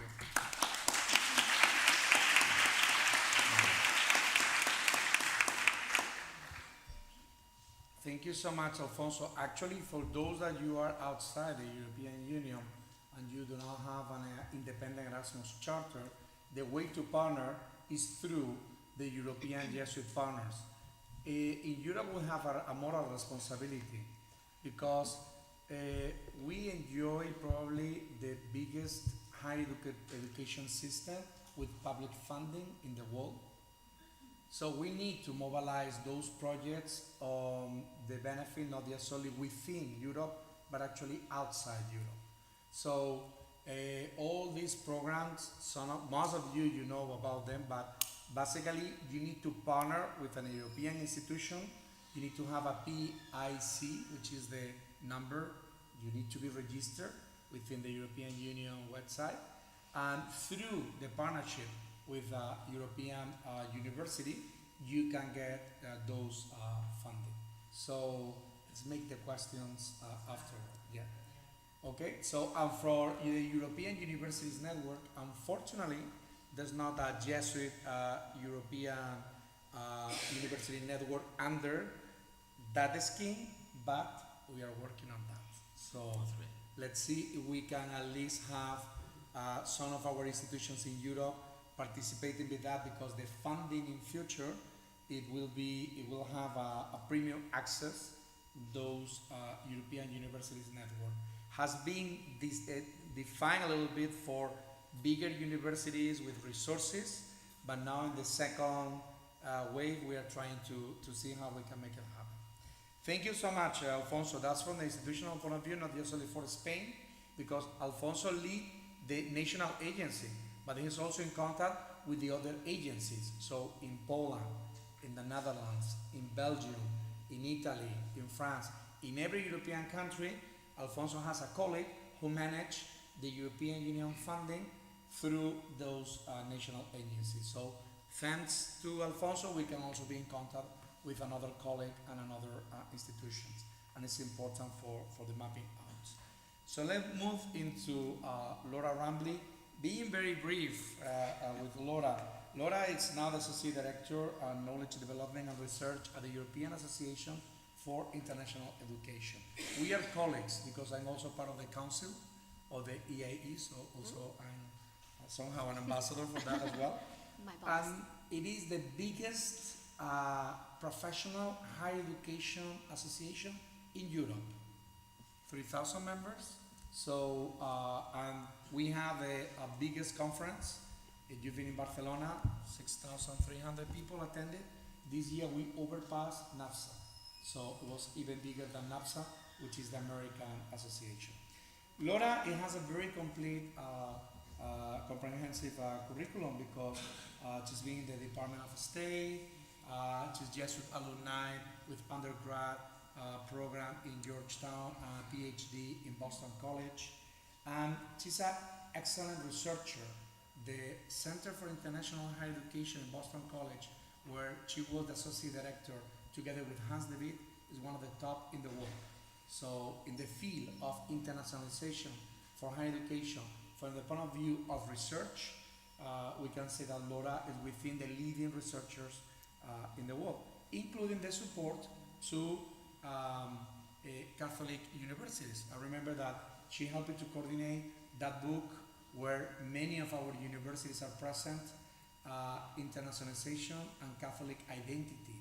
So actually Father Bao wrote a very interesting article about United States. You were the professor of Father Bao. Good. So Laura has been also collaborating with the Academic Cooperation Association in Brussels and co-author many books and many projects. And now she's helping the European Association since 2019 to be more focused, data-driven, and research association. So thank you so much for coming to stay with us, and the floor is yours, Laura. Thank you. May I have the clicker? Would that be okay? Oh, thank you. Thank you so much, Borja, for that very generous introduction. And I don't know about all of you, but at this stage of the day, my head is very full. We've been covering a lot of ground, a lot of information. I hope you'll bear with me as I share a little bit more, and also with some apologies to the colleagues from the Kircher Network, who will see some similarities, very much so from our conversation earlier today. But in addition to feeling a full head, I have to say that I have a very full heart right now. We've mentioned now the EAIE conference several times that took place last week. This is an annual event that the EAIE puts on, and under very normal circumstances, it is a rather joyous occasion. People really come to this event. It's almost like a big family reunion. There's a lot of passion around international education, and sometimes we jokingly say it's as if internationalization is a religion, that people really think this phenomenon is something that is an inherent good and does good things in the world.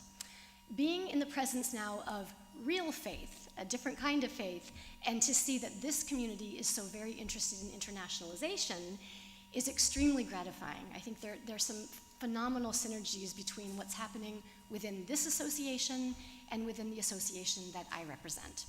And it is my job today to share a little bit about that association as a colleague, not as an expert, somebody who knows all that needs to be known, but rather to come to you as a sister association and give you a little indication of who we are and what we do, and hopefully some ideas for how this might be useful to you as your association evolves. And I have very high aspirations. I think it's extremely exciting what you're trying to do. So in brief, I just want to say a few words about the EAIE, the very difficult to pronounce acronym. I'd like to also share some reflections that I have about what the EAIE has learned over the course of its existence and what it's trying to do, and then try to put forward a couple of ideas about what this might mean for Yahoo, which I really like that one. It's very easy to pronounce. Okay, so a little bit about the EAIE. We are a little over 30 years old. We are headquartered in the Netherlands, in Amsterdam. We have a commitment, as you can see on the screen, to fostering excellence, responsibility, and impact in our particular area of work, which is international higher education. We are indeed a European association, but we're very clear about the fact that this work exists in a global context. And so being aware of, being connected with global dynamics is vital for us to be able to do the good work that we're trying to do within the European context. And as Borja has mentioned, we typically have in a given year about 3,000 members.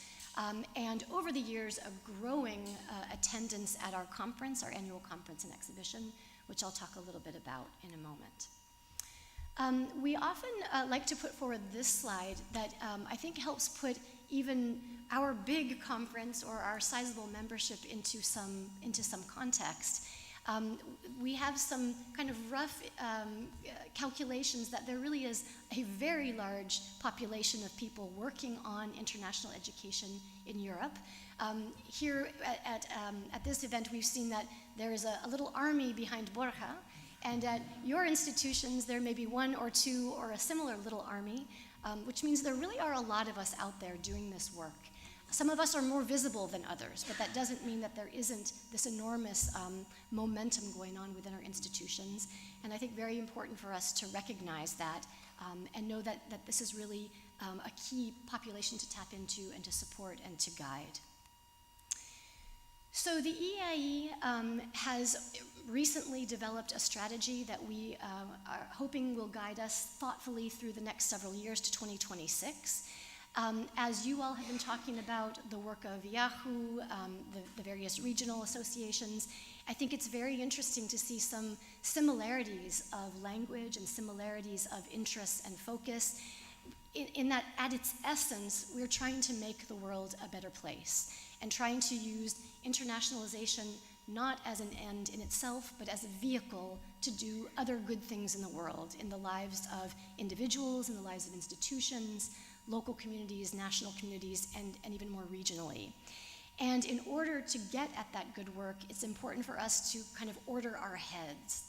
And this diagram that you see on the screen gives you a mental map of how the EAIE is trying to stay on a course and be focused in the way that it does its work. First and foremost, by thinking about why we exist and what is it that we're trying to do.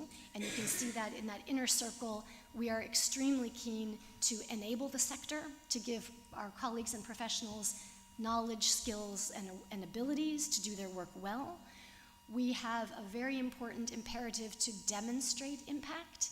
It is not enough to say that international education does good things, but rather, in order to make our case to the world and really make good decisions about what we want to do, we do need to understand what impacts we are having.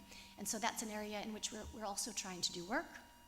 And then, of course, we can talk to ourselves all day long and all be in agreement about something, but there are other stakeholders out there and decision makers that who hold the funds or who hold the power to make things possible or not.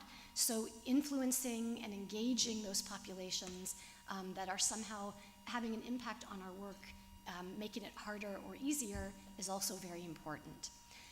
We, at the same time, need to be guided by key values, and I'll talk about those in a minute, but I want to draw your attention to the bottom of the diagram, in which we are trying to articulate very clearly our interest in operational excellence. We can have all the nice ideas in the world, but if we don't have systems, if we don't have expertise, if we don't have knowledge to do what we need to do, then we may not be as effective in that work. And that's something I'll come back to as we continue to chat today. So just very briefly to let you know that the EAIE's board and community has articulated 4 values that we are using as our guiding lights as we move forward. In all the work that we do, we are trying to think carefully about whether or not that work is sufficiently collaborative. Is everybody around the table who needs to be there?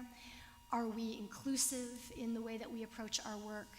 Are we inspiring? Do people feel that they're in the right place at the right time and are excited about what they're doing? And are we, as again, I have mentioned, are we doing work in a way that really stands out as excellent and not mediocre? So those are our values. The EAIE undertakes all kinds of different specific tasks to, again, advance this agenda. We are fundamentally interested in cultivating peer learning and offering quality networking events so that people can talk to each other. As an association, we're trying to get out of the way and get people together to learn and engage with one another.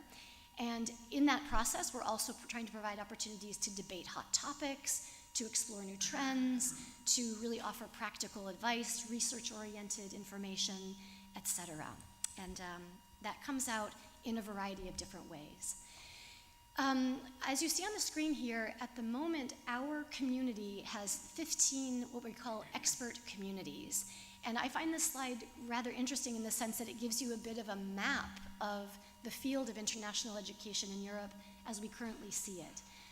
Very clearly, mobility is a bedrock activity, extremely important, but in addition to that, there are all kinds of other ways that people are working with international education, whether it be with alumni, whether it be from an employability standpoint, whether it be that very key issue raised by our colleagues previously about internationalization at home, the immobile majority of our students and faculty members who are not out in the world, but indeed need to develop skills and knowledge and awareness that our international education programs can help cultivate. This is an example of how the EAIE sees this work. I think it's very interesting to look at the way that other associations around the world also articulate this. One key example that I like very much comes out of the American Council on Education, which has a really nice single diagram of what they call comprehensive internationalization. So another way to talk about how there are many pieces of a puzzle of internationalization that may need to be taken into account in order for the full potential of the phenomenon to really work. And I think actually that's something we haven't really quite talked about yet in this conversation, but useful. And then finally, just a couple of very specific things. As we look back at 2021, we can point to an online conference that we did at that time, publications that we've produced, trainings that we've opened up to members and others to join, a whole series of online gatherings, a summit, community moments we call, which are webinars, etc. So it's a portfolio of products and opportunities that we're trying to offer our community in ways that we hope are useful, that they're timely, and that they're very digestible. One of the mantras that we have at the EAIE is that it's our job to support busy professionals, so to make things very accessible to the extent possible. There was one item that I thought I had added to the slide deck that I just wanted to mention. We have been very active since February of this year in a series of events focused on our colleagues in Ukraine, trying to offer opportunities to showcase what's happening there, to share information about how others can engage and support. And we have a resource page dedicated to that. We were also able to offer a free stand at the EAIE conference, an exhibition that allowed representatives from Ukrainian universities to be present and visible and have a place to welcome visitors and talk about what's going on and make some plans for the future. So a really urgent issue that's been on our minds this year. I know we're short on time and I seem to be a fast talker, but I'll try to be as clear as I can. So that's the EAIE, that's what we've been up to. But I think there are some things that I can distill from that work that I wanted to share in reflection with you today. And the first is that it's very much my sense, and I think I speak for many involved in the field, that we're really in a period of significant transformation, and particularly in Europe, of aspiration. There are many different things that the European Commission, national governments, etc., are asking of higher education institutions today, asking them to be very, very deeply implicated in solving the major problems of our time. That is extremely exciting to be at sort of ground zero of that work, but it's also extremely challenging. And Borja has already alluded to this, and I share the thought completely. I think Europe is in a very privileged position in which there is a policy discourse that really puts higher education, again, in this very privileged, important position. I have colleagues, I would argue, particularly in the US, who are wishing that same sort of feeling of excitement about what universities can do would exist there. And of course, funding, to go behind that in the European context.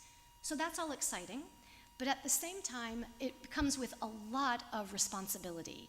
And here, in this point on the screen, I really do feel like we're at a moment where it's always been important, but it's particularly important now that strategic, tactical, and operational skills and commitments really be at a high point. The work that institutions are being asked to do, the international engagements that they're being asked to undertake cannot be undertaken in an amateurish way. They really require a certain level of competence that requires us to really dig in and do some hard work to develop those skills. And again, in this moment, collaboration is at an all-time high, and there are some important things to think about when we think about collaboration. We must think internally about what does a commitment to a collaboration mean for our institutions, what does it mean for our network to come together to collaborate, and what does it mean when we think externally? How do we make decisions about collaborations that we want to undertake? How will we ensure that they will do what we want them to do and last as long as we may want them to last? So there's a lot of complexity, I think, now embedded in what we've always done, which is collaborate, but again, a higher level of engagement is the order of the day. I'll note a few other notes about that, and this is just an example from the EAIE's perspective. We have always been an organization that collaborates with others, but recently we took a look at our partners' web page, for example, and saw a whole lot of things and organizations up there that are really not as active or as relevant as they once were.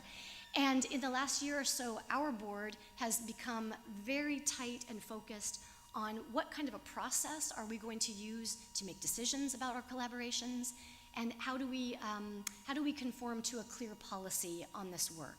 So as institutions, but as an association, you all, I think, need to be thinking about these questions as well. What is the process that's involved in engaging in collaboration, and how do we remain consistent in the work that we do in that area?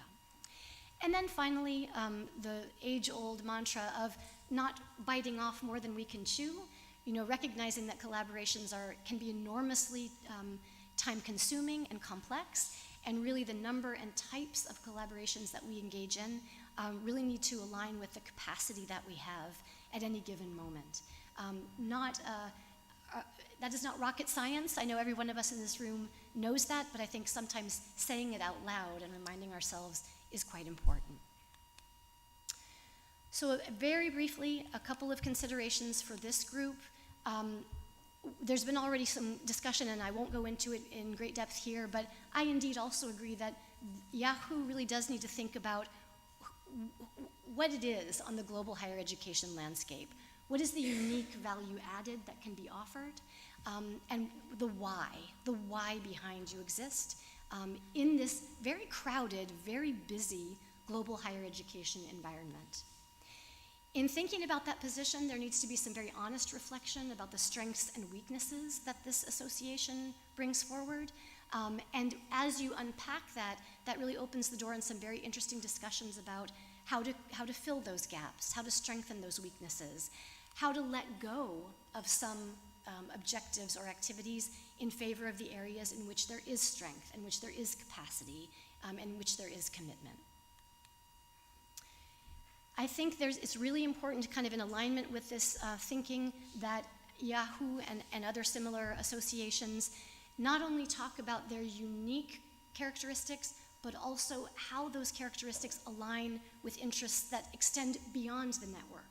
The things that you all are talking about are incredibly important to a wider society and a wider world community, and being able to speak to that in language that can be understood outside of this community, I think is very important. The last thing I wanted to say, in alignment with what others have talked about here, are a whole series of things that at the EAIE we see as key trends, and I think are very much on the radar of this organization. And in the interest of time and not being too repetitive, I will stop there.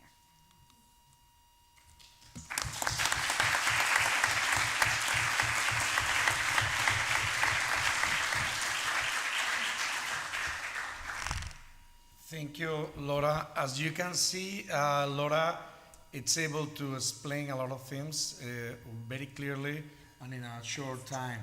But actually, all those suggestions, they can go for reflection.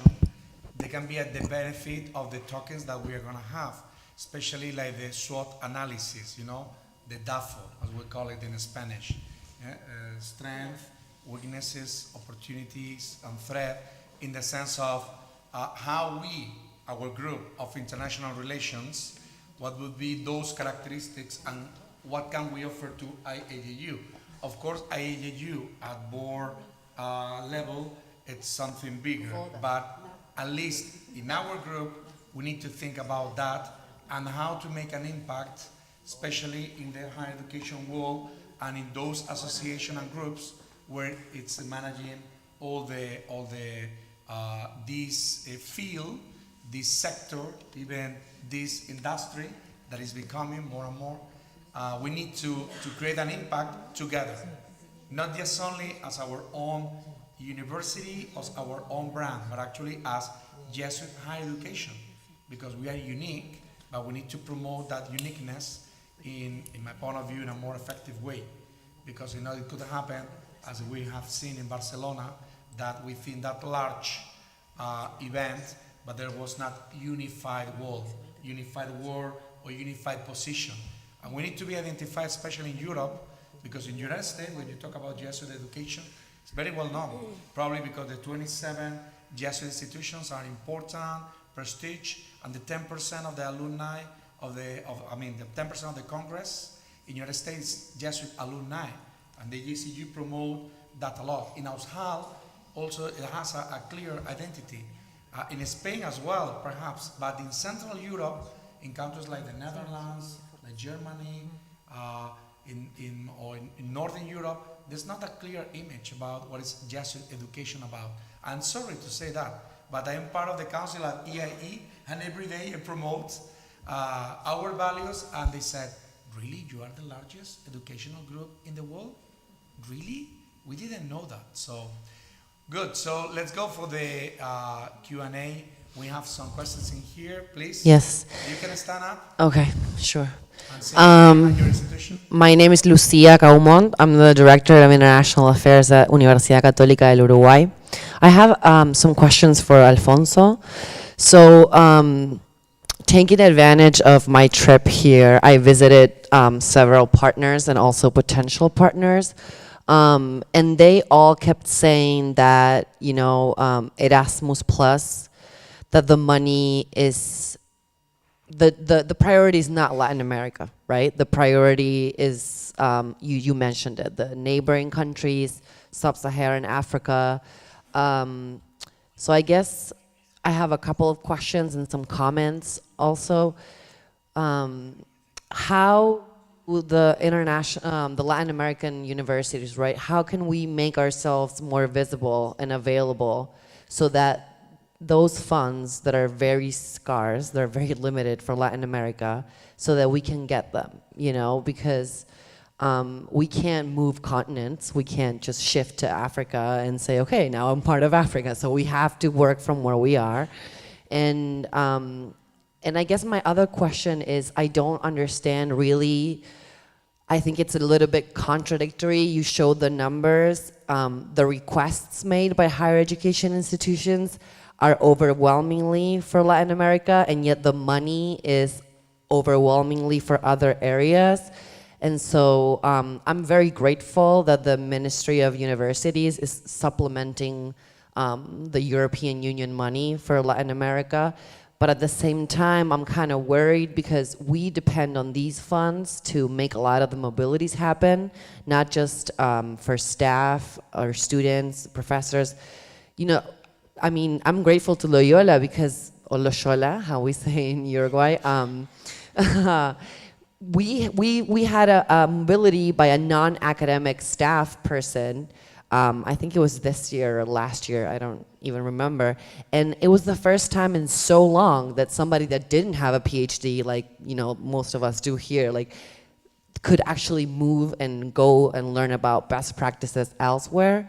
And so why is that discrepancy? Why the money is not going to Latin America when overwhelmingly the Spanish universities are asking for Latin America? And then how can we be more visible? Because the partners were also telling me, oh, I'm not even going to be concerned with outside of Europe because the money that's coming from the European Union is for the European Union, so I'm not even going to worry about outside mobility. And that's concerning, not just because we depend on that money, but because it reinforces the Eurocentrism that I think we all have been, inherited as colonial subjects, and we're trying to move away from that. And so I guess questions mixed with comments, with critique. So yeah, I'll leave it at that. Thank you so much. Thank you very much for this interesting comment. Erasmus Plus is a really big program. It's a very good program, but it's something we can improve for sure. So I agree with you that the budget we receive for Latin America is not enough, but it's a question of politics I mentioned a few minutes before. The problem of Latin America,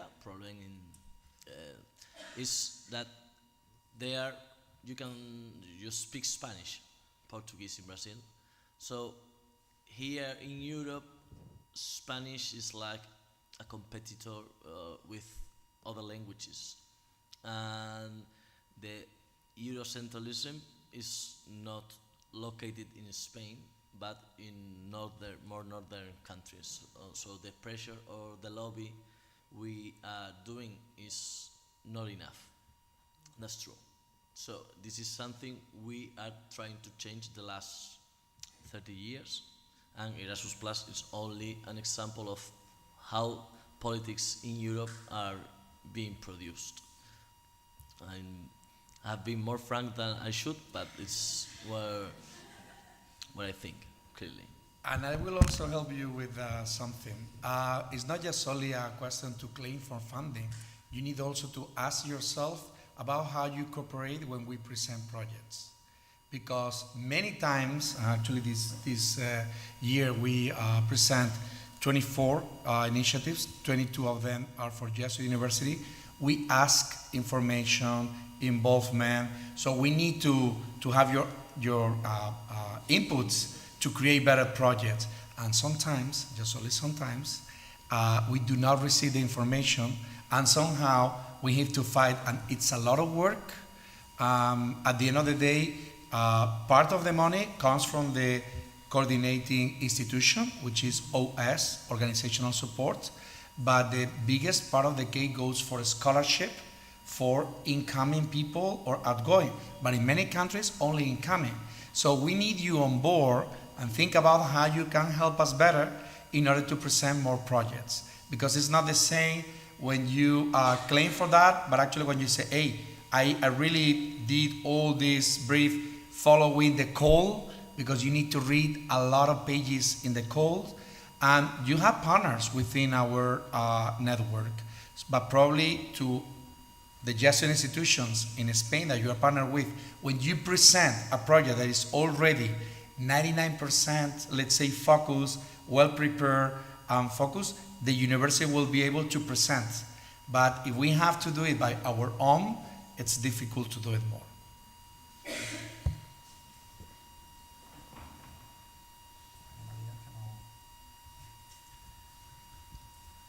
Yes, Miki from Japan, Sugimura-san. Thank you very much. First of all, thank you very much, Alfonso and Laurent. It was very, very interesting. Thank you very much for your wonderful presentation. I have 2 questions. The one is how you can consider the compatibility or comparability, because when we try to collaborate with some another institute or some universities or colleges overseas outside Europe, maybe sometimes we have a different credit transfer system, or sometimes we try to consider how each different programs considered. So, for example, the Asian Pacific region, we have the International Higher Education Network. And among the ASEAN region, even we have a different quality assurance system or a credit transfer system. So in the quite near future, now some ASEAN researchers trying to reform or adjust our credit transfer system, the ECTS, or in ASEAN region is UCTS or ACTS we have.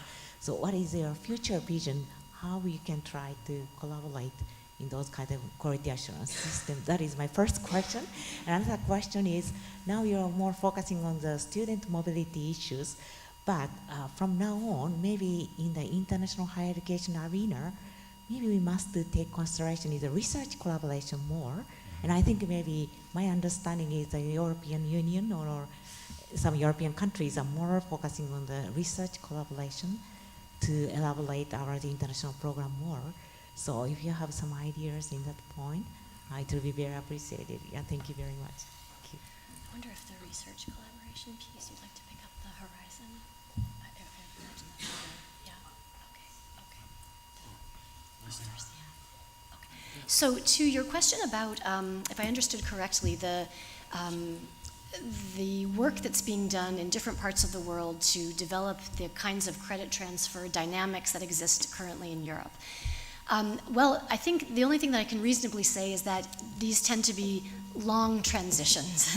They tend to be developments that do need time to evolve because they are rather complex, and they typically involve multiple layers of development and evolution.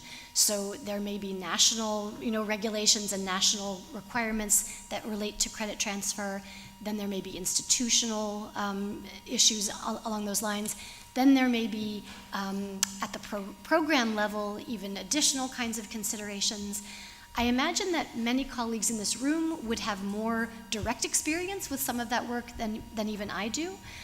But I think it is very ambitious for a world region to undertake this kind of journey, and that it is one in which I think you have to be reasonable in terms of pacing over time. That generally speaking, it's a process that will take some time. I don't know what to say much more beyond that, other than that there may be some individual programs or individual institutions that can be singled out as pioneers or leaders in the work that they have done to get beyond obstacles in that area. They've been particularly good at advocating for different kinds of change, and using those people, those institutions, as examples that others can follow and learn from, I think may also be a strategy that can work.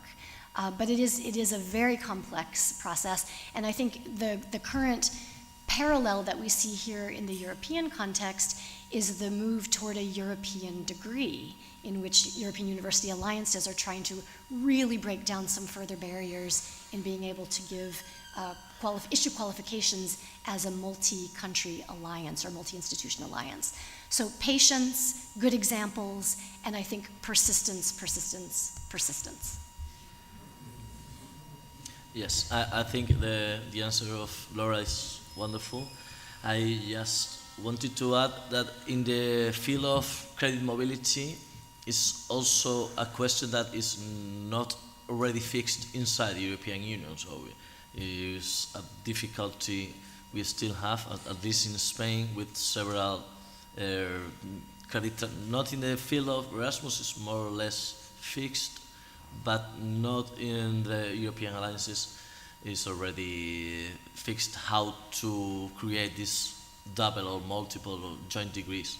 So in a question outside the European Union, sometimes it's a bilateral kind of solution.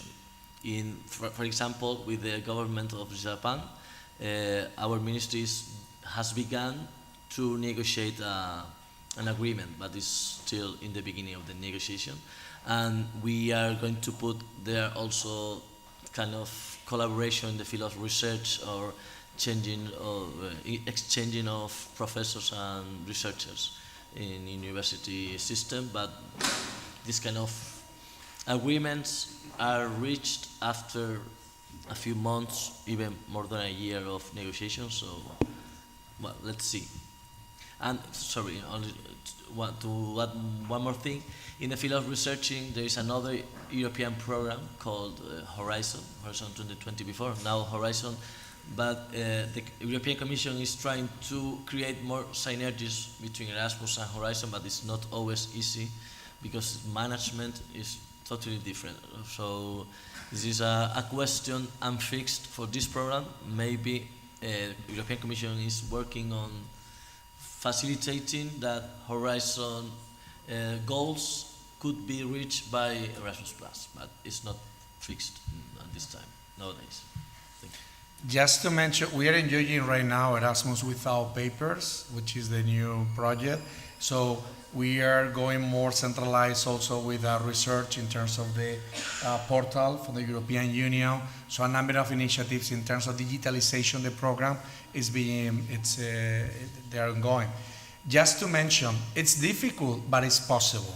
For example, we have now since 2015 a double degree with Loyola Chicago, between Loyola Andalucía and Loyola Chicago. So in 4 years, both students for both communities, they can get both degrees. And we managed to fundraise 200,000 euros from Erasmus Plus K171, because we put together not just only the mobility for the student, but actually the capacity building for the staff and also collaboration in research.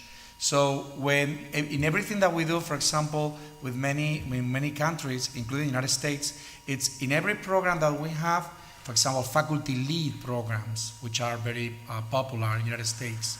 It's a tremendous opportunity to partner, to pairing faculty there, faculty here, and finally, you know, when you put together faculty from the same field, involving students and involving this kind of experience, they finally also find some common research topics, and you have a lot of papers that they produce, projects that they make also the university better.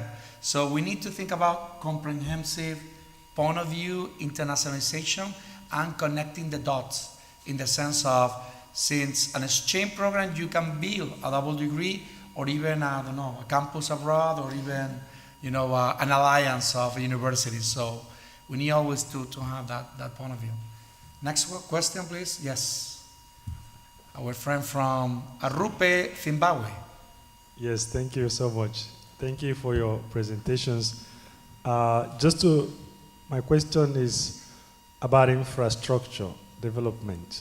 I don't know if any of the funding agencies are interested in the infrastructure development, because it seems to me the collaborations are wonderful, the exchanges are wonderful, but in the universities that are just getting started, part of their challenge is in fact building the infrastructure that allows an exchange to be able to be meaningful and happen at that level.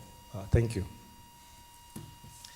Well, normally in Erasmus Plus, there is no funding for infrastructure directly, but there are some pilot projects that have been developed directly by European Commission.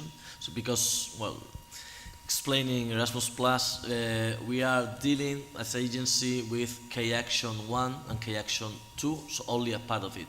K-Action 1 is mobility and K-Action 2 is associations for cooperation. But there is part of K-Action 2 and a new action, another action, K-Action 3, they are directly directly carried out by the European Commission that can have specific projects, and they could include infrastructure or facilities or development or different kind of things related to education, but not directly education. I don't have enough information right now, but if you come to me later, I can give you more about how to try to find a partner for this kind of projects, because there are projects in Africa, I'm aware of them, dealing with this kind of things. Just to add to that, and I think you can correct me if I'm wrong, Alfonso, but there is an umbrella organization in Europe called the Academic Cooperation Association, ACA.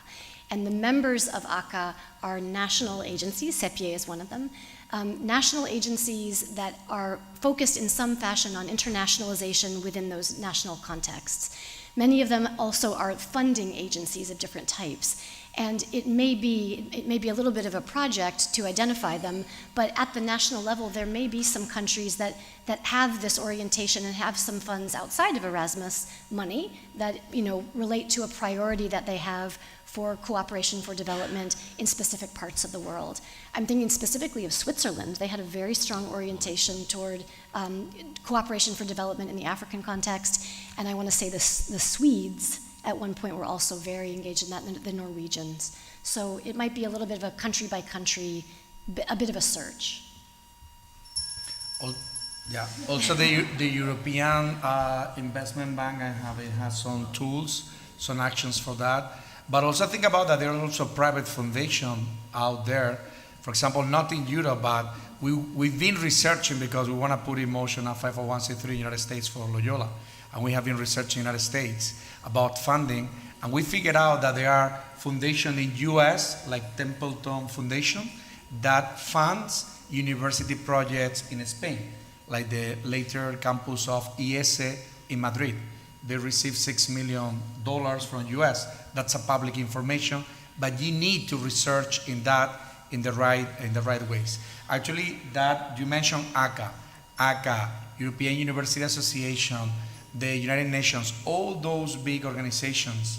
We need also to figure out how we can partner with them in terms to build our capabilities as professionals in order to make the most of it for the opportunities that we have for our network. Any last question? Yes. Yes. Okay, so Sebastian, last question because the bell is ringing. I know. Last question, very brief. Yes. Yes. I will be very brief. It's for both, but especially for Laura. In addition to all of your Jesuit credentials about your degrees, you worked for a long time at Boston College. So it's interesting your experience working in a more mission-oriented university and working in project about mission and internationalization. Now, from a different perspective, how do you see the contribution of the mission-oriented universities in a more secular context? How we can use for good our advantage of having that, or you see as a disadvantage, or how to articulate our own logic of more mission-oriented institution with a more secular logic?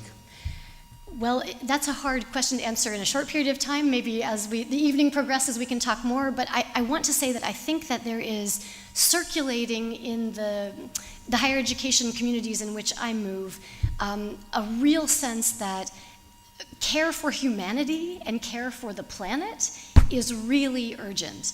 And the alignment of those interests across all kinds of organizations, government organizations, community organizations, educational organizations, people are seeing synergies, even though some of the language and some of the foundations on which that mission rests are different.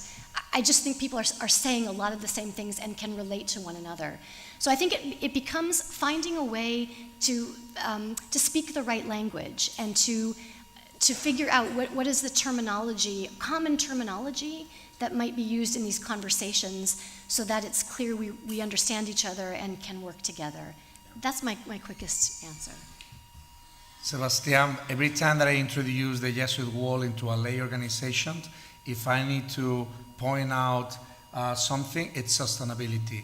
And the Pope Francis and the work that he does for Laudato Si, in the sense of it's an area where everybody find that the Catholic world or even the Jesuit world is playing a role, the Laudato Si Universities Network. So we need to figure out, because if we start with other fields, perhaps it's more complicated, but definitely sustainability, immigration, all those topics, I guess, interreligious dialogue, it's quite interesting as well. So, but because when you talk about theology or something like that, the people, they say like, what?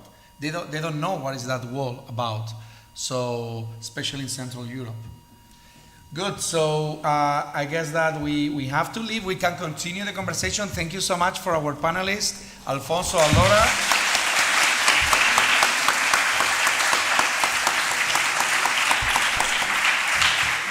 And Ignacio has the floor. Thank you, Alfonso. Thank you, Laura. Thank you, Borja. Just some logistical notes, a couple of things. One, first, we apologize for those who have not been able to use the system to pay for the registration, and we will be handling that tomorrow. The same for the people who are staying at the retreat house, and also payments will be handled tomorrow and on Wednesday. Okay, so just a notice for that. Also, just the next steps today. Now the buses are waiting for us outside. They will take you to your different, hotel and casa de ejercicios. And then at 8, they will pick you up, and they've closed Real Alcázar for us in Sevilla, and they'll give a short 45-minute tour. And then we have the reception gala dinner at the Alfonso 13. So basically, be ready by 8. The buses will be waiting for you in Casa de Ejercicios and in Hotel Silken, okay? Thank you.